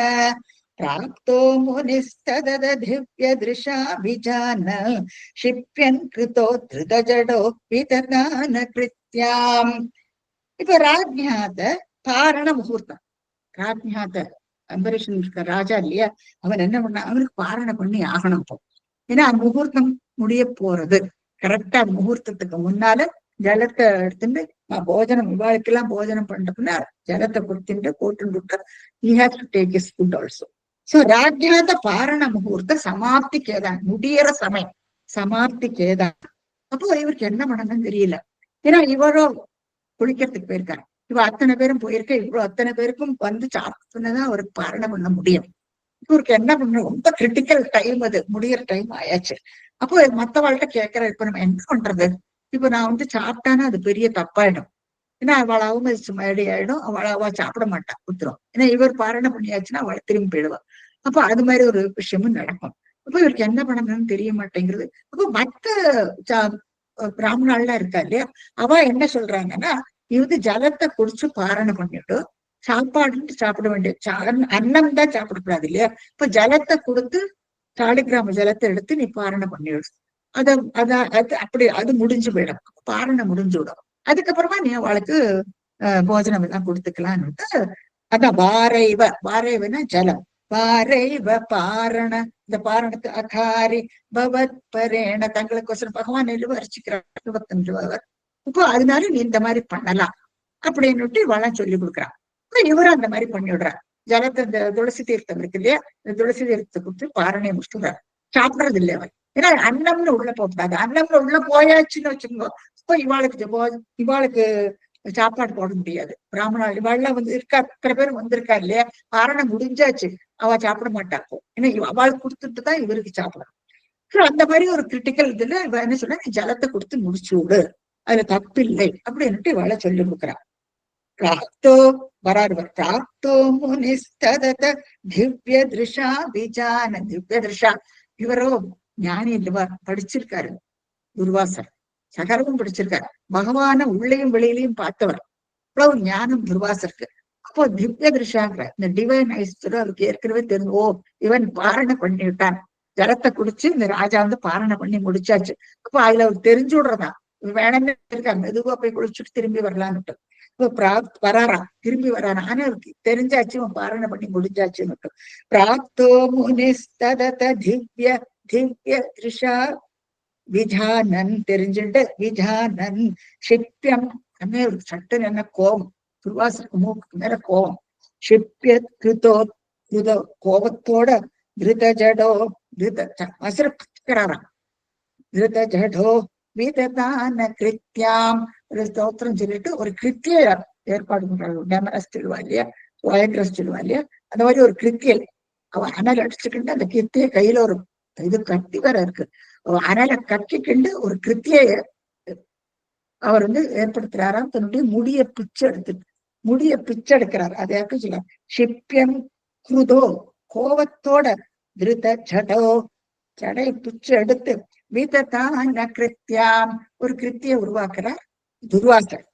இப்போ இவருக்கு என்ன கோபம் இல்லையா, அவருக்கு அந்த பாரணை பண்ணிவிட்டானா அவருடைய எண்ணம் என்ன விட அவனுக்கு அந்த ஆதசி விரதம் பண்றதுலதான் முக்கியம். ஏன்னா அதை முடிச்சுட்டானா அவனுக்கு நல்லது நடக்கும் இல்லையா. இப்போ ஆனா பிராமணனை மதிக்கலைங்கிற ஒரு எண்ணம் துர்வாசருக்கு. ஆனா அவருக்கு போஜனம் கொடுத்துட்டு தானே பாரணை பண்ணணும். அப்போ அந்த விரதம் அவனுக்கு என்ன விட அந்த விரதம் ரொம்ப முக்கியமாயிடுத்தோ, இப்படி ஒரு கோபம் அவருக்கு. அந்த கோபத்துல இந்த மாதிரி ஒரு கிருத்தியை ஏவி விடுறார் துர்வாசன். பாகவதத்துல நிறைய ஸ்லோகம் இருக்கு, நீங்க படிச்சுட்டு நல்லா இருக்கும் பாகவதத்துல படிக்கும்போது. இந்த கிருத்தியை என்ன பண்றது, என்னத்துக்கு ஏற்பாடு ஸ்தோத்திரிச்சு அவருக்கு எதிர்க்க வீசுறான் அந்த கிருத்தியை. அது அனல் பறந்துட்டு அந்த கிருத்தியை அம்பரீஷனுக்கு முன்னால பறந்துட்டு வருமா. கிருத்தியாம் சதாம் அசிதராம் புவனம் தஹந்தீம் அக்ரே விவேக்ஷ நிருபதிர் நபதாஸ்ச கம்பே த்வத்பக்த பாதம் அவிவேக்ஷ சுதர்சனம் தே கிருத்தியானலம் ஷலபயன் முனி அன்பதாவேத். இந்த கிருத்தியை வந்து என்ன பண்ணு பார்க்கலாம், என்ன அதி பயங்கரமான கிருத்தியை. அசிதராம், கையில அசிதராம்னா கையில், அந்த கையில் ஏந்திய அந்த கத்தி, ஒரு ஷார்ப் கத்தி வரையாம். புவனம் தகந்து, அப்படி அனல் பறக்க வராலாம். அந்த அனல்ல பூமியே எரிச்சு விடலாம். அதுதான் ரொம்ப அழகா எக்ஸ்பிளைன் பண்ணியிருக்காரு பாருங்க. அசிதரா புவனம் இந்த கந்தேம்னு சொல்றார் சிவன் பட்டத்திரி. புவனத்தையே அப்படியே எரிச்சு விடுவராம், எரிச்சு விடுமாம் அந்த கிருத்தியை. அப்பேற்பட்ட ஒரு கிருத்தியை ஏவி விடுறார் அம்பரீஷனை நோக்கி. சோ கிருத்தியாம் சத்தாம் அசிதராம் புவனம் தஹந்தீம், புவனத்தையே அழிச்சு விடுமாது. அக்ரே விவீக்ஷ, அம்பரீஷன் முன்னால் நின்று இருக்காரு இல்லையா, அவர் பாக்குறாரு. அக்ரே, தனக்கு முன்னால் வீக்ஷ பாக்குறார். அக்ரே விவீக்ஷ நிருபதி, அந்த ராஜா நபதாஸ்ச கம்பே, நீபதாஸ்சகம், கொஞ்சம் கூட இந்தண்ட அந்தண்ட அசங்கிறது இல்லையா. ஏன்னா அந்த கிருத்தியை நேர இவரை பார்த்துட்டு வருது. இவர் பார்த்துட்டு இவரை எரிச்சு விடுமுது. ஆனா இவரும் சரி, அவரை நான் தப்பு பண்ணியிருந்தேன்னா மனசில் நச்சுக்கிறாராம் இவர். நான் தெரிஞ்சு எந்த விதமான தப்பும் பண்ணல, பெரியவா சொன்னதன் பேர்ல அவர் ஜலத்தை குடிச்சு பாரணம் பண்ணி அதை முடிச்சு விட்டார். எனக்கு அதை முடிக்கிறாருன்னா இல்லைன்னா அதுக்குடைய பலன் கிடையாது. கம்ப்ளீட்டா பண்ணினது 3 நாள் பண்ணினது வேஸ்ட் ஆகும், டோட்டலி வேஸ்ட் அது. அப்ப அந்த மாதிரி 12 இதுலயும் பங்கம் கொண்டு விடுறது இல்லையா. அப்ப அது நடக்கக்கூடாதுங்கிறதுக்கோசரம் அப்படி சொல்றான். ஆனா இவர் சரி, நான் மனசரிச்சு இந்த தப்பு பண்ணல, அப்படி ஒரு தப்பா இருந்தானா அந்த தண்டையை நான் ஏத்துக்கிறதுக்கு தயார் அப்படின்ற அந்த எண்ணத்தோட அம்பரீஷன் இந்த நங்கன் அசங்கிறது இல்லைன்னா கம்பைனா கொஞ்சம் கூட அசங்காம அதே இடத்துல நிற்கிறார். அது நெரிச்சுட்டு கூட்டும் பரவாயில்ல அப்படின்னுட்டு அங்க பேசாம அவர் துர்வாசனுக்கு நேரம் அவர் நமஸ்காரம் பண்ணிட்டு பேசாம நின்னுடுறாரு. அந்த நங்கன் அசங்காம நின்னுடுறாரு. பக்த பாத அபிவீக்ஷ சுதர்சனம் தே, சுதர்சன சக்கரத்தை பகவான் இவருக்கு கிஃப்டா கொடுத்திருக்காரு இல்லையா. அப்போ இந்த பக்தனுடைய இந்த துன்பத்தை பார்த்துட்டு அந்த சக்கரம் சும்மா இருக்குமா. பக்த, பகவானுடைய பக்தனாக்கும் அம்பரீஷன் இல்லையா. இவ்வளவு வருஷமா அவர் விஷ்ணு பக்தனா இருந்திருக்கான். பக்ன மனாசுடைய பகவான் பேர்லயே தன்னுடைய மனசை அப்படியே இந்திரியம், சர்ப்ப இந்திரியங்களையும் அவருக்கு ஒப்படைச்சாச்சு. எந்த தானமும் தர்மமும் அவ்வளவு பண்ணிட்டு இருக்கானோ. பேர்பட்டவனை காப்பாத்தாதான் என்ன. பக்த பாத அபிவீக்ஷ, அதை பார்த்துட்டு சுதர்சனம் தே, அந்த சக்கரம் என்ன பண்றதா பாருங்க. சுதர்சனம் தே கிருத்தியா நலம் கலபயன் முனி அன்பதாவே, அந்த கிருத்தியை எப்படி பயங்கரமா அந்த கையில கத்தியோட அனல் பறக்க முன்னால வரா இல்லையா. ஆனா சுதர்சன சக்கரத்துல வரும்போது 1000 முனைகள் இருக்கு. அந்த 1000 முனைகள்ல ஒரு முனையில வர வெளிச்சத்தையே நம்மளால பார்க்க முடியாது, கண்ணு கொண்டு விடும். அப்ப அந்த 1000 முனையும் தக தக தகன்னு மின்னிக்கிண்டு இந்த அக்னியாட்ட வர இந்த சின்ன அக்னிய அந்த அக்னி அப்படியே அழிச்சுடுறது. இப்ப இங்க ரொம்ப அழகான ஒரு கம்பேரிசன் கொடுக்கிறார் ஸ்ரீமன் பட்டத்திரிகை. கிருத்திய அனலம், அந்த தீ பறக்கின்ற அந்த கிருத்தியை ஷலபயன் முனி அன்பதாவே, ஷலபயன்னா அந்த வெட்டல் பூச்சி சொல்லுவா. இப்ப மழைக்காலங்கள்ல நிறைய வரும். இந்த வெட்டல் பூச்சி என்ன பண்ணுன்னா நேரா எங்க லைட் எரிஞ்சுட்டு இருந்தா அதை பார்த்து கொத்து கொத்துன்னு விழுந்து விடுவது. அப்போ அதை கெத்து விழுந்து விடுறது அந்த பூச்சி. அது மாதிரி இந்த சுதர்சன சக்கரத்திலிருந்து வர அந்த தீப்பிழம்பு இருக்கு இல்லையா, அது அப்படியே வெட்டல் பூச்சி எப்படி லைட்டை பார்த்து பொசுங்கி விழுமோ அந்த மாதிரி இதுவும் பொசுங்கி விடுறதா, இந்த கிருத்தியும் பொசுங்கி விடுறது. இப்ப சுதர்சன சக்கரத்துக்கு எத்தனை பவர்ஃபுல் இல்லையா. ஏன்னா பகவான் அம்பரீஷனுக்கு அதை கொடுத்திருக்காரு அவர். அப்போ அது சும்மா இருக்குமோ, பக்கத்திலேயே இருக்கு. சக்கரத்தாழ்வார்னு சொல்லுவார் ஸ்ரீரங்கத்துல எல்லாம். பக்கத்துல உட்கார்ந்துட்டு இருக்காங்க, சும்மா இருக்கிறது இல்ல. டக்குரு எழுந்து அப்படியே அந்த எரிச்சு விடுறாராம் அந்த கிருத்தியை. இங்க ஸ்ரீமன் பட்டத்திரி ஷலபயன்னு சொல்றாரு, விட்டல் பூச்சி. அப்புறம் ஒரு விட்டல் பூச்சியாட்ட அந்த கிருத்தியை சரி யார் ஏவி இருக்கா, துர்வாச முனையிலவா ஏவி இருக்காரு அந்த விட்டல் பூச்சி. அது விட்டல் பூச்சியா, அது கிருத்தியே அது இல்லையா. அது அனல கக்கிண்டு கத்தியோட வர அந்த கிருத்தியை. அப்ப அவராக அது ஏவி இருக்காரு. ஆனா பாவத்துல என்ன சொல்லி இருக்கேன்னா, ஒரு மலைப்பாம்பு எப்படி விழுங்குமோ, மலைப்பாம்பு நமக்கு தெரியும் இல்லையா, அப்படியே உசுரோட விழுங்கிவிடும். அதுக்கப்புறம் தான் அது நொறுக்கி சாப்பிடும். அது ஒரு விழுங்கியாச்சுன்னா எத்தனையோ மாசக்கணக்கில் பட்டினியும் கிடக்கும். அது பேர்பட்டது மலைப்பாம்பு. இப்போ அது மலைப்பாம்பாட்டு விழுங்கறதுக்கு வந்த அந்த கிருத்தியை இப்போ இந்த சுதர்சன சக்கரம் அப்படியே எரிச்சு விடுறது அப்படின்னு பாகவதத்துல இருக்கு. இப்போ மலைப்பாம்பா அங்க சொல்லி இருக்கு பாகவதத்துல. இங்க பாருங்க, அந்த சின்ன அக்னி இல்லையா, கம்பேர் சுதர்சன எந்திரத்துக்கு முன்னால, அந்த சக்கரத்துக்கு முன்னால, அந்த அக்னி பிழம்புக்கு முன்னால இந்த அக்னி ரொம்பவுமே சின்னது கம்பேரிட்டிவ்லி. அப்போ இந்த சின்ன அக்னியை அந்த அக்னி பிழம்பு அப்படியே விட்டில் பூச்சியாட்ட அப்படியே அதை வதம் பண்ணி விடுறாரு அந்த சுதர்சன சக்கரத்துல இருந்து வர தீப்பிழம்பு. அந்த கம்பேரிசன் பாருங்க, இது ரொம்ப ஆப்டா இருக்கும்னு நமக்கு தோன்றது. ஆனா பாகவத்துல சின்ன சேஞ்சஸ் இந்த மாதிரி பண்ணுறது, பட் இது ரொம்பவுமே கரெக்டா இருக்கும்னு நமக்கு தோன்றது.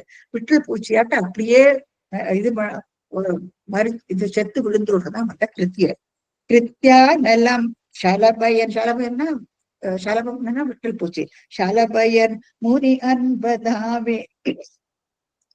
அப்புறம் என்ன முனி இந்த சுதர்சன சக்கரம் விட்டுதான் பார்க்கும்.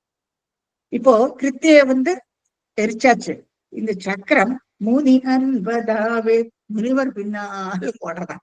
ஏன்னா யாரு கம்பரேஷனை துன்புறுத்தினாலும் சும்மா இருக்காது இந்த சுதர்சன சக்கரம். இப்ப அவர் தானே ஏவி இருக்கார். இப்போ கரெக்டா அவர் பின்னால போறது அந்த சக்கரம். ஒரு சக்கரம் அவரை தீப்பிழம்ப கட்டிக்கிட்டு அந்த சுதர்சன சக்கரம் இப்ப முனிவருக்கு பின்னால ஓடுறதான் அந்த சக்கரம். இதை அவர் எக்ஸ்பெக்ட் பண்றதே இல்லை. அவர் நினைச்சா அந்த கிருத்திய அம்பரீஷன் அப்படியே பொசுக்கி விடும்னு நினைச்சிட்டு வந்தவருக்கு இப்போ இப்படி ஒரு இக்கட்டான நிலையில மாட்டிட்டு விட்டார் துர்வாசர்.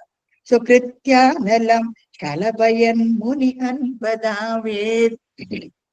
அடுத்து என்ன இருக்குதுன்னா, தாவன் அசேஷ புவனேஷு பியாச பஷ்யா விஸ்வத்ர சக்கரமபிதே கதவான் விரிஞ்சம் கக்கால சக்கரமதி லங்கயதீத்யபாஸ்தஹ சர்வம் ஜயம் சசபவந்தமவந்த தெய்வ. தாவன் ஓடுறார் பாருங்க, எப்படி தலை தெறிக்க ஓடுறார் துர்வாசன். ஏன்னா பின்னால் அந்த சக்கரம் விடாம துரத்திட்டு வருது. அவரை என்ன பண்ண தெரியல இவருக்கு. பின்னால் அது ஓடின தாவன்னா ஓடுறது. இப்போ ஓடுறாராம் துர்வாசன். அசேஷ புவனேஷு, புவனத்துல ஒரு இடம் பாக்கி எங்கேயாவது ஓடி ஓடிஞ்சுன்னா சக்கரம் விடுமா? எத்தனை பெருசு அது. அது பின்னால அப்படியே விரட்டிக்கின்னு வருது. அசேஷ புவனேஷு, மிச்சம் மீதி இல்லாம எல்லா புவனத்துல என்னெல்லாம் இடம் இருக்கோ ஒளிஞ்சுக்கிட்டு பார்க்கிறார், ஓடுறார் அவர். அசேஷ புவனேஷு பியா, பயத்தோட சபஷ்யம் பின்னால பார்த்துட்டு ஓடுறாராம். ஏன்னா அவருக்கு அப்புற பயம் இருந்துச்சு. சக்கரம் அப்படியே பொசுக்கிடும் இல்லையா? அப்போ இவர் என்ன பண்ண பயந்துண்டு பியா, பயத்தோட பஷ்யன், அந்த சக்கரம் பின்னால வருதான்னு பார்த்துட்டு அசேஷ புவனேஷு, புவனத்துல இருக்க ஒரு இடம் பாக்கி எல்லாம் அப்புறம் ஓடுறாரா முனிவர். விஸ்வ சக்கரம் அப்படி எங்கெல்லாம் போறாரோ எல்லா இடத்துலயும் அதுவும் துரத்திக்கிட்டு வருது. விஸ்வத்ர சக்கரம் அபிதே. கடைசியில என்ன, கதவான் விரிஞ்சம், பிரம்மாவோட சக்தி லோகத்துக்கு வரா. என்ன புவனத்துல முடிச்சா லோகத்துல எல்லாம் சுத்தி வந்தாச்சு, விடுறது இல்ல. சக்கரம் பின்னாலேயே துரத்திட்டு வருது. சரி, அடுத்து சத்தியலோகத்துக்கு போறாரு. சத்தியலோகம் எங்க, 14 லோகங்கள் இருக்கு இல்லையா? மேல சத்தியலோகத்துல பிரம்மா உட்கார்ந்துட்டு இருக்காரு. சோ பிரம்மா கிட்ட ஓடுறாரு இப்போ. அப்போ கதவான் விரிஞ்சம், பிரம்மலோகத்துக்கு ஓடுறாராம். அப்போ அவர் என்ன சொல்றார், கக்கால சக்கரம் அதிலங்கயதீத்யபாஸ்தஹ. என்ன அழகா சொல்லியிருக்காரு பட்டத்திரி. யாரால காலச்சக்கரம், இது ஒரு காலச்சக்கரம், பகவானுடைய காலச்சக்கரம் அல்லவா அது. அதிலங்க அதை யாரால தாண்ட முடியும் இந்த சக்கரத்தை? சரி, அது ஒருத்தர் நோக்கி வந்ததுன்னா யாராலையும் அதுக்கு நடுவுல போக முடியாது. ஏன்னா இப்ப பிரம்மா போனான்னா அவரையும் போசிக்கிட்டு போயிடுது. ஒருத்தரை இடப்பட்டு ஒருத்தருமே போக முடியாது. மிசைல் எல்லாம் அடிக்கிறாள் அந்த மாதிரி அது பின்னால ஓடிக்கிட்டு வருது. இவர் அவர் காலில் விழறாரு, என்ன எப்படியாரு காப்பாத்துன்னு சொல்றாரு, விடுறது இல்லை அது. அப்போ அவர் ஒதுக்கி விடுறாரு. இப்போ அதான் ரொம்ப அழகா சொல்லிருக்காரு. கக்கால அதிலங்கையத்னால என்ன அர்த்தம்னா யாராலையும் அதை ஒண்ணு கிராஸ் பண்ண முடியாது. சோ அவர் சொல்லிடுறாரு, நீ வேற வழியே இல்லை, என்ன விட்டுடுன்னு விடுறாரு. அப்போ அதீத்ய பாஸ்தக விலகி விடுறாரா, என்னால ஒண்ணு ஆகாதுன்ட்டு ரூடா சொல்லி விடுறாராம் பிரம்மா. ஏன்னா நீ அவர் அவர் நல்லவனை போட்டு துன்புறதுக்கோசரம் இப்படி ஒரு காரியத்தை பண்ணிவிட்டாரு இல்லையா? அதீத்ய பாஸ்தக அவர் பாட்டுக்கு ஒதுங்கி விடுறாராம். என்னால ஒண்ணும் பண்ண முடியாது, இந்த காலச்சக்கரத்துக்கு முன்னால என்னால அதை மீற முடியாது அப்படின்ட்டு ஒதுங்கி விடுறார் பிரம்மா. அப்ப அடுத்து என்ன பண்றார், சர்வம் ஜெயோ, கைலாசத்துக்கு ஓடுறார். அடுத்தது சத்தியலோகத்துல இருந்து கைலாசத்துக்கு போறார். கைலாசத்துல சிவபெருமான் கௌரியோட உட்கார்ந்துட்டு இருக்காருங்க.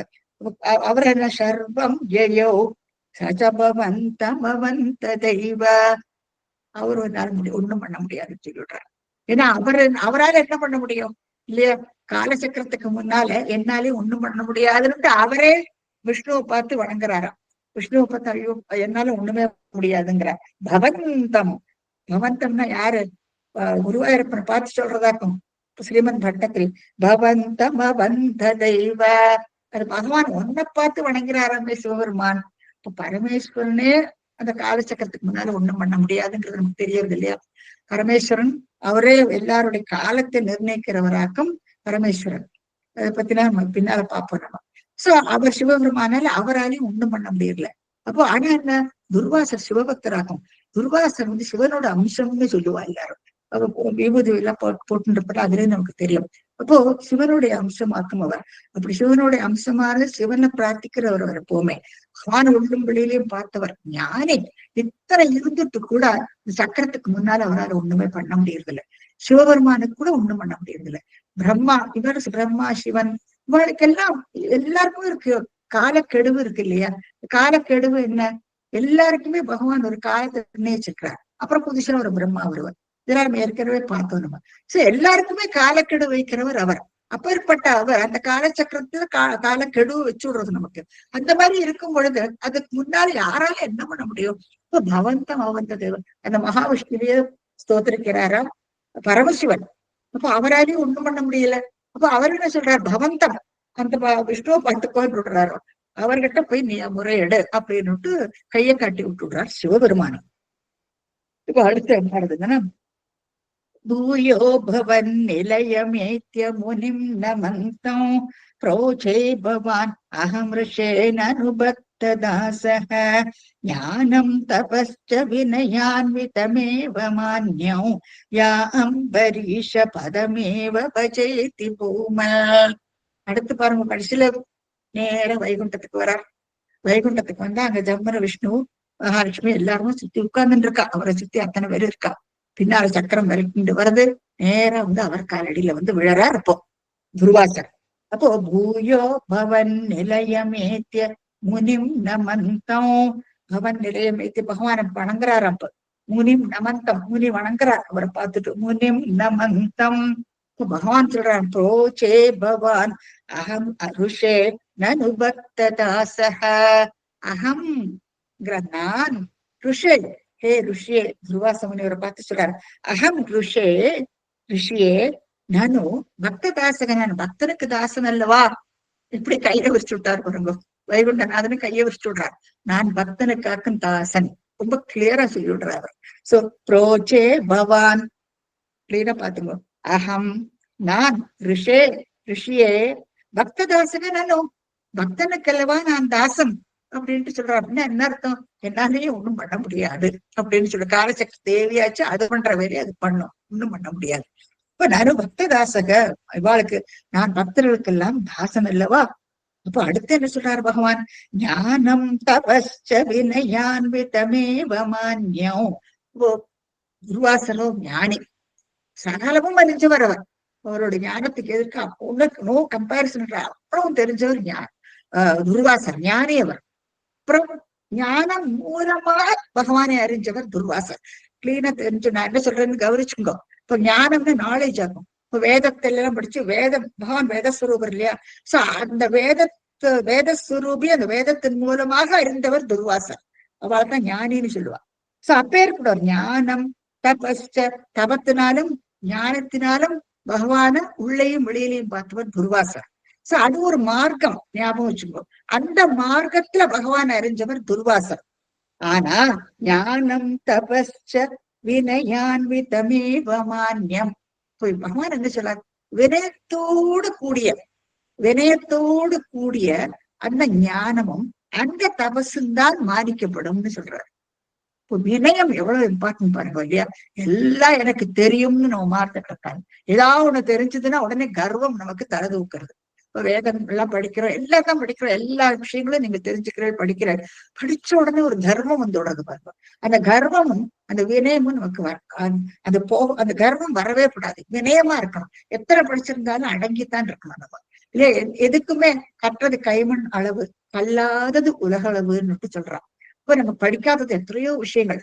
உனக்கு தெரிஞ்ச விஷயம் எனக்கு தெரியாது, எனக்கு தெரிஞ்ச விஷயம் உனக்கு தெரியாது.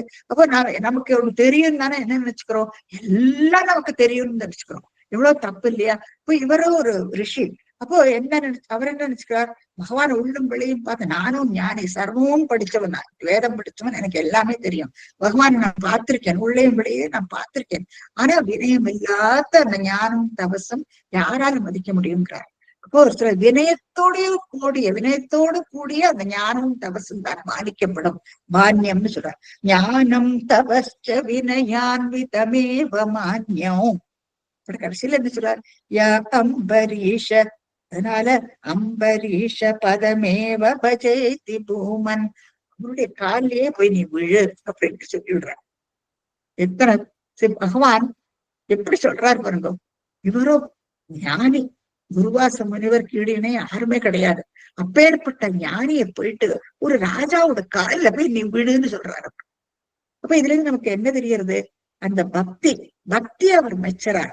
ஒரு ஞானியை விட ஒரு பக்தனை அவர் ரொம்பவுமே மதிக்கிறார்ங்கிற விஷயத்த நம்ம தெரிஞ்சுக்கணும். எதனால என்ன, இப்ப ஞான மார்க்கத்துல நம்ம பகவானை அறியறதுங்கிறது ரொம்பவுமே கஷ்டம். ஏன்னா வேதத்தை புரிஞ்சு இந்த வேத ஸ்வரூபனை எப்படி நம்ம உள்ளேயும் வெளியும் பார்க்க முடியும், ரொம்ப கஷ்டமான ஒரு மார்க்கம். சோ அதன் மூலமாக இவாள்லாம் பார்த்திருக்கா, ரிஷிகள் எல்லாம் பார்த்திருக்கா. ஆனா நம்மள மாதிரி சாதாரண மனுஷாலாம் என்ன, நமக்கு வந்து பகவான் பேர்ல பக்தியா தான் இருக்க முடியும். பஜனை பண்றோம், பூஜிக்கிறோம், எல்லாம் பண்றோம் நம்ம. சோ நமக்கெல்லாம் பக்தி தான் துணை நமக்கு. ஆனா அந்த பக்தியை வந்து எப்படி அம்பரீஷன் எப்படி கொண்டான் அந்த பக்திய, அந்த அனுஷ்டானங்கள்ல அனுஷ்டானம் பண்றான், அப்புறம் அந்த நிஷ்காமம் அது மேல நமக்கு பற்று கிடையாது இல்லையா, பந்திச்சுக்க மாட்டேங்கிறான் அவன். இந்த அதனுடைய பலனையும் அவன் எதிர்பார்க்கறது இல்லை. அப்படி எத்தனை தவம், எத்தனை தானம் இல்லையா, 60 கோடி பசுக்களை தானம் பண்ணியிருக்கான். அவர் 7 கடல் சூழ்ந்த பூமிக்கு அதிபதியா இருந்துட்டு கூட விஷ்ணு பக்தனாக இருக்காங்க. சோ பக்தனை அவர் மெச்சிக்கிறார். சோ ஞானத்தை விட பக்தி ரொம்பவும் சிறந்தது. பகவான் வந்து பக்தனை ரொம்பவுமே மெச்சுப்பார். இப்ப வந்து 2ஆம் தசகத்துல நம்ம ஏற்கனவே நம்ம பார்த்திருக்கோம் இல்லையா, பகவான் வந்து எங்க பக்தர்கள் இருக்காளோ அந்த இடத்துலதான் விஷ்ணு இருப்பார். அவ்வளவு இஷ்டமா பக்தர்களை பார்த்தானா அவருக்கு. யாராவது அவருடைய பேரை சொல்லிட்டா பொறுமா அந்த இடத்துல அவர் இருப்பான். ஒரு நீங்க வந்து ஒரு பாகவத புக்கை நீங்க ஆத்துல வச்சு வைங்க, அந்த பாகவத் புக்குக்குள்ள பகவான் இருக்கிறான். அவ்வளவு இஷ்டமா அவருக்கு. ஏன்னா அந்த புக்கை நம்ம பக்தியோட வச்சிருக்கோம் இல்லையா, நீ படிக்கிறியோ இல்லையோ, தினமும் படிச்சு ஒரு லைன் படிச்சா போருமா, நீ புரியறதோ இல்லையோ, ஆனா பகவான் அதுக்குள்ள இருக்காரான். இப்போ அது என்ன அர்த்தத்தை குறிக்கிறது, நமக்கு பக்தியோட இருந்தானா அந்த இடத்துல பகவான் என்னைக்குமே இருப்பார். மகாலட்சுமிக்கு எப்படியோ, எங்க பகவான் எங்க இருக்காரோ அங்க இருக்கிறதா மகாலட்சுமி இருக்குமா. அப்போ அந்த 2ஆவது ஸ்ரீமன் பட்டத்தில் சொல்லுவார், மகாலட்சுமிக்கு எப்பவுமே ஒரு அவப்பேர் உண்டா, ஒரு இடத்துல நிலையா இருக்க மாட்டான் இல்லையா. இப்ப இன்னைக்கு கோடீஸ்வரனா இருக்குன்னு அடுத்த நாளைக்கு விஷாதிபதி இடம் ஒண்ணுமே இருக்கிறது இல்லை அவங்ககிட்ட, ஒரு பைசா அவங்ககிட்ட இருக்காது, ஏதோ காரணம் எல்லாத்தையும் இடம் தொடுறாங்க. அப்போ அந்த மாதிரி இருந்தா என்ன அர்த்தம், மகாலட்சுமி இருக்க மாட்டேங்கிறா இல்லையா.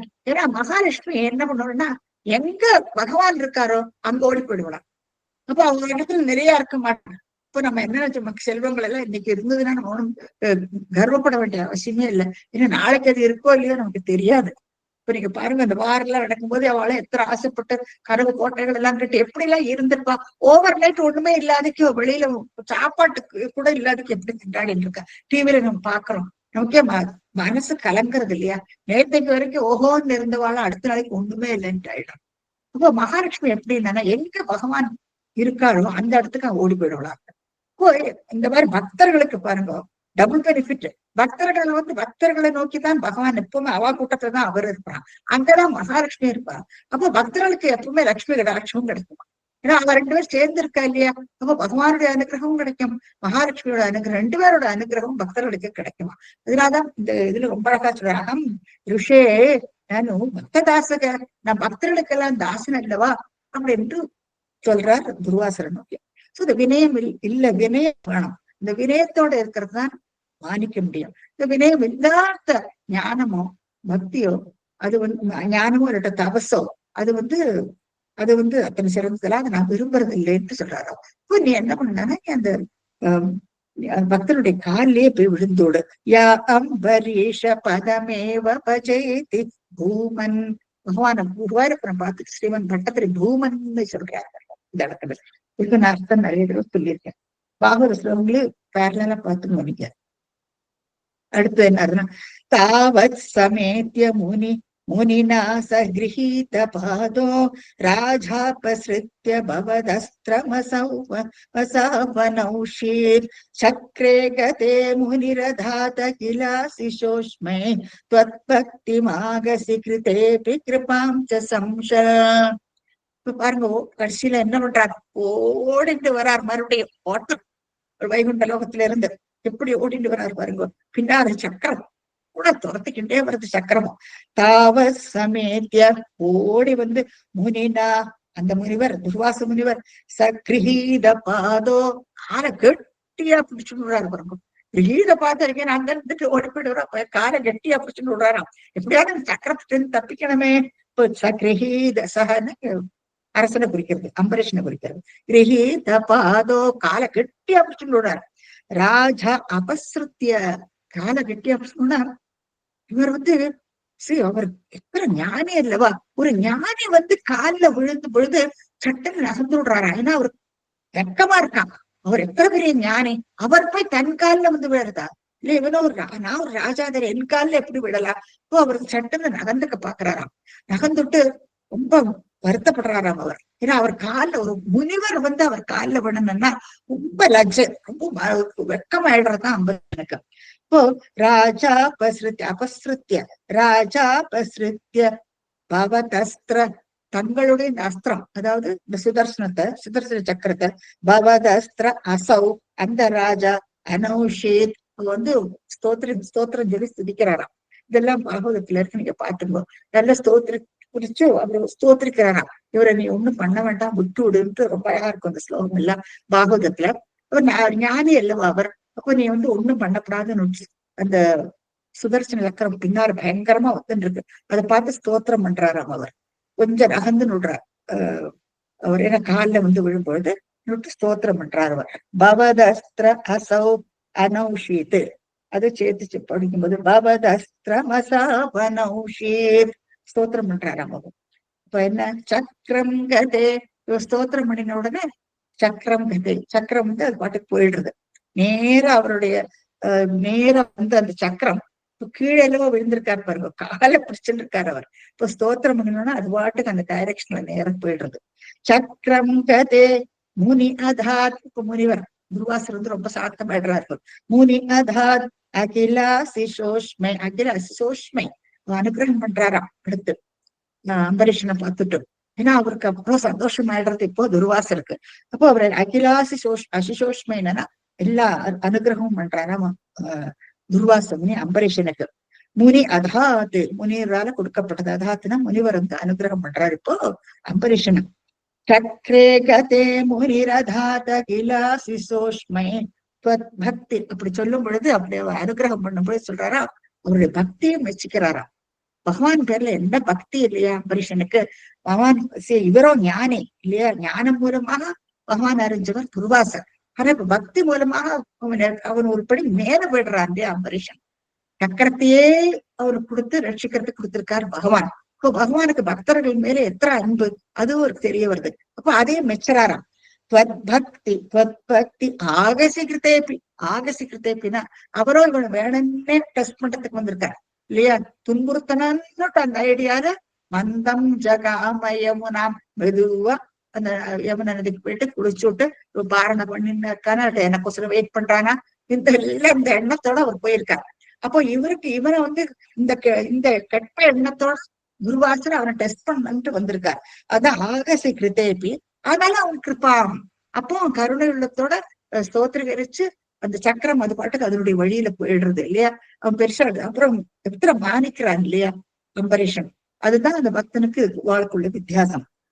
பக்தி ஆகசி கிருதேபி கிருபா சம்சன். அது வந்து புகழ்ந்து சம்சன புகழ்ந்து.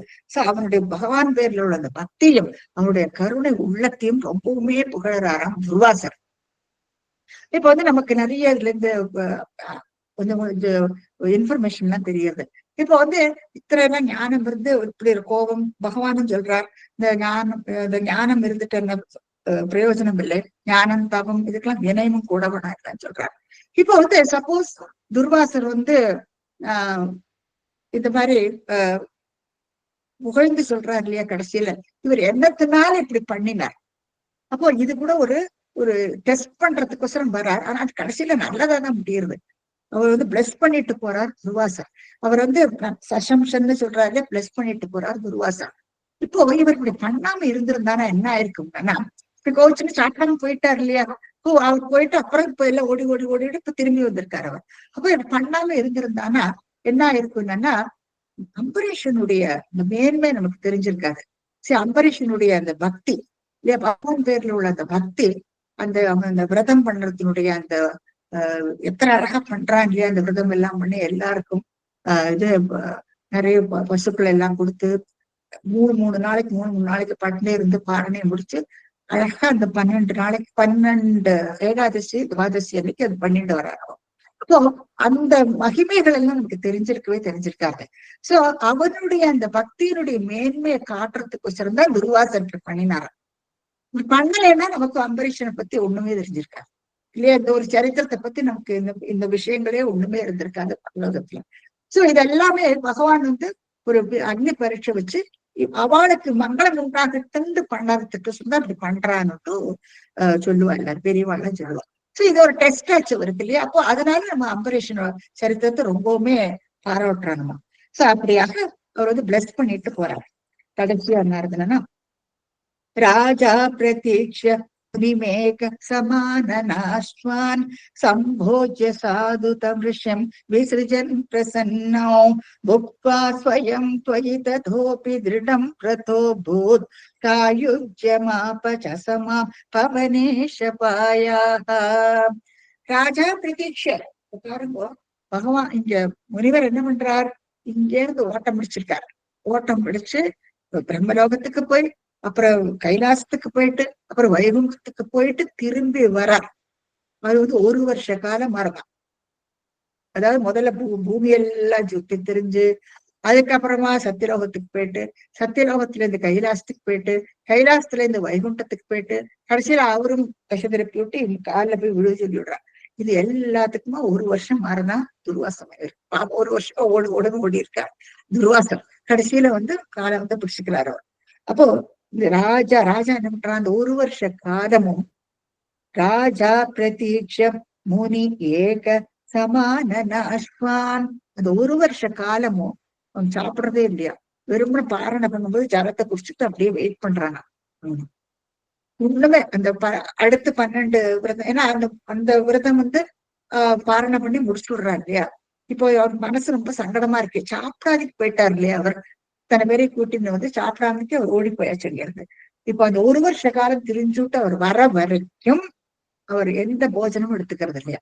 இது மாதிரி ஜலத்தை குடிச்சு பாரணை பண்ணி முடிப்பான். இப்ப ஒண்ணுமே எடுத்துக்காது. சமானநாஸ்வான் சாப்பிடுறதே இல்லையா முதல்.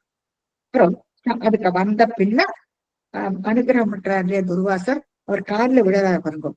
சம்போஜ்ய சாது, அதுக்கப்புறம் அவர் நல்ல போஜனம் எல்லாம் கொடுத்து சம்போஜ்ய சாது தம் ரிஷி, அந்த ரிஷிக்கு வந்து அவரை திருப்திப்படுத்தி அவருக்கு போஜனம் எல்லாம் கொடுத்து விசிருஜன் பிரசன்னம், ரொம்ப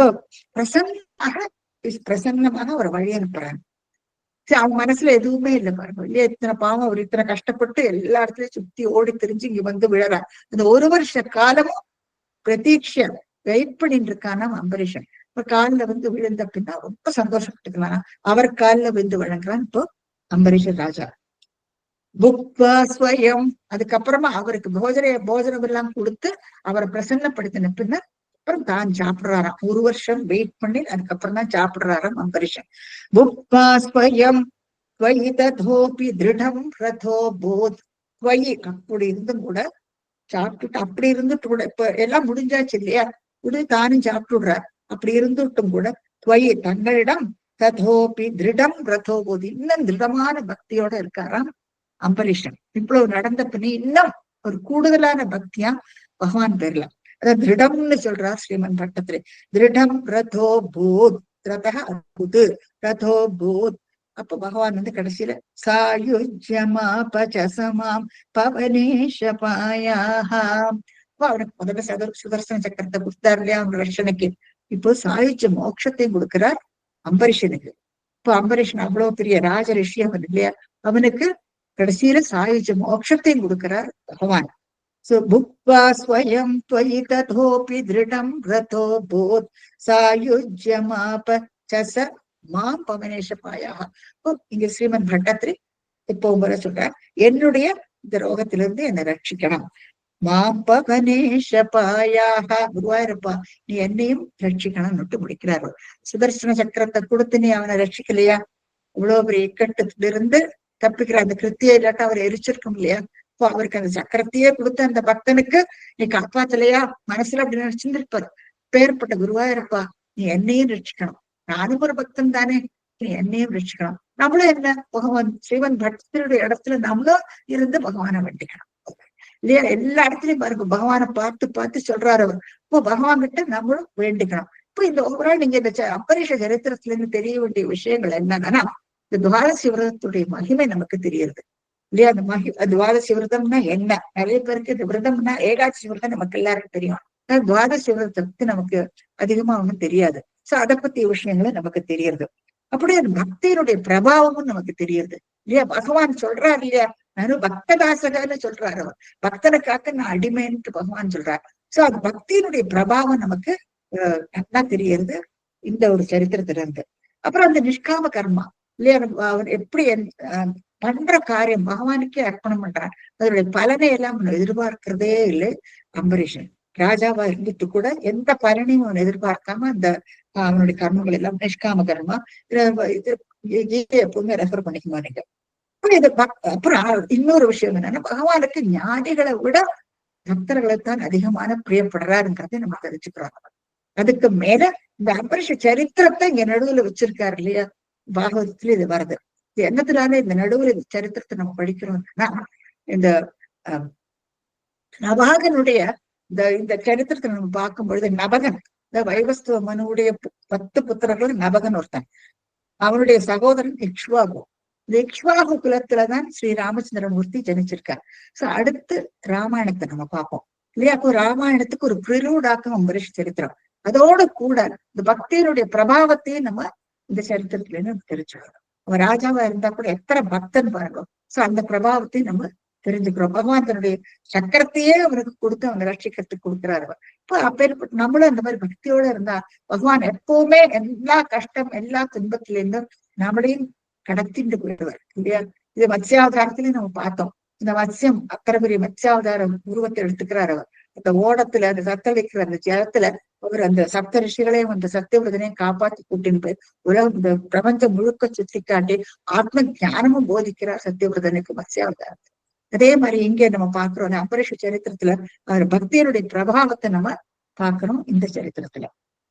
சாந்திரானந்தாவபோதாத்மகம் அனுபமிதம் காலதேசாவதித்யாம் நிர்முக்தம் நித்யமுக்தம் நிரமசதசஹஸ்ரேண நிர்பாஸ்யமானம் அஸ்பஷ்டம் திருஷ்டமாத்ரே புனருரு புருஷார்த்தாத்மகம் பிரம்மதத்வம் தத்தாவத் பாதி சாக்ஷாத் குருபவனபுரே ஹந்த பாக்யம் ஜனானா. ஸ்ரீ ஹரியே நமஹ.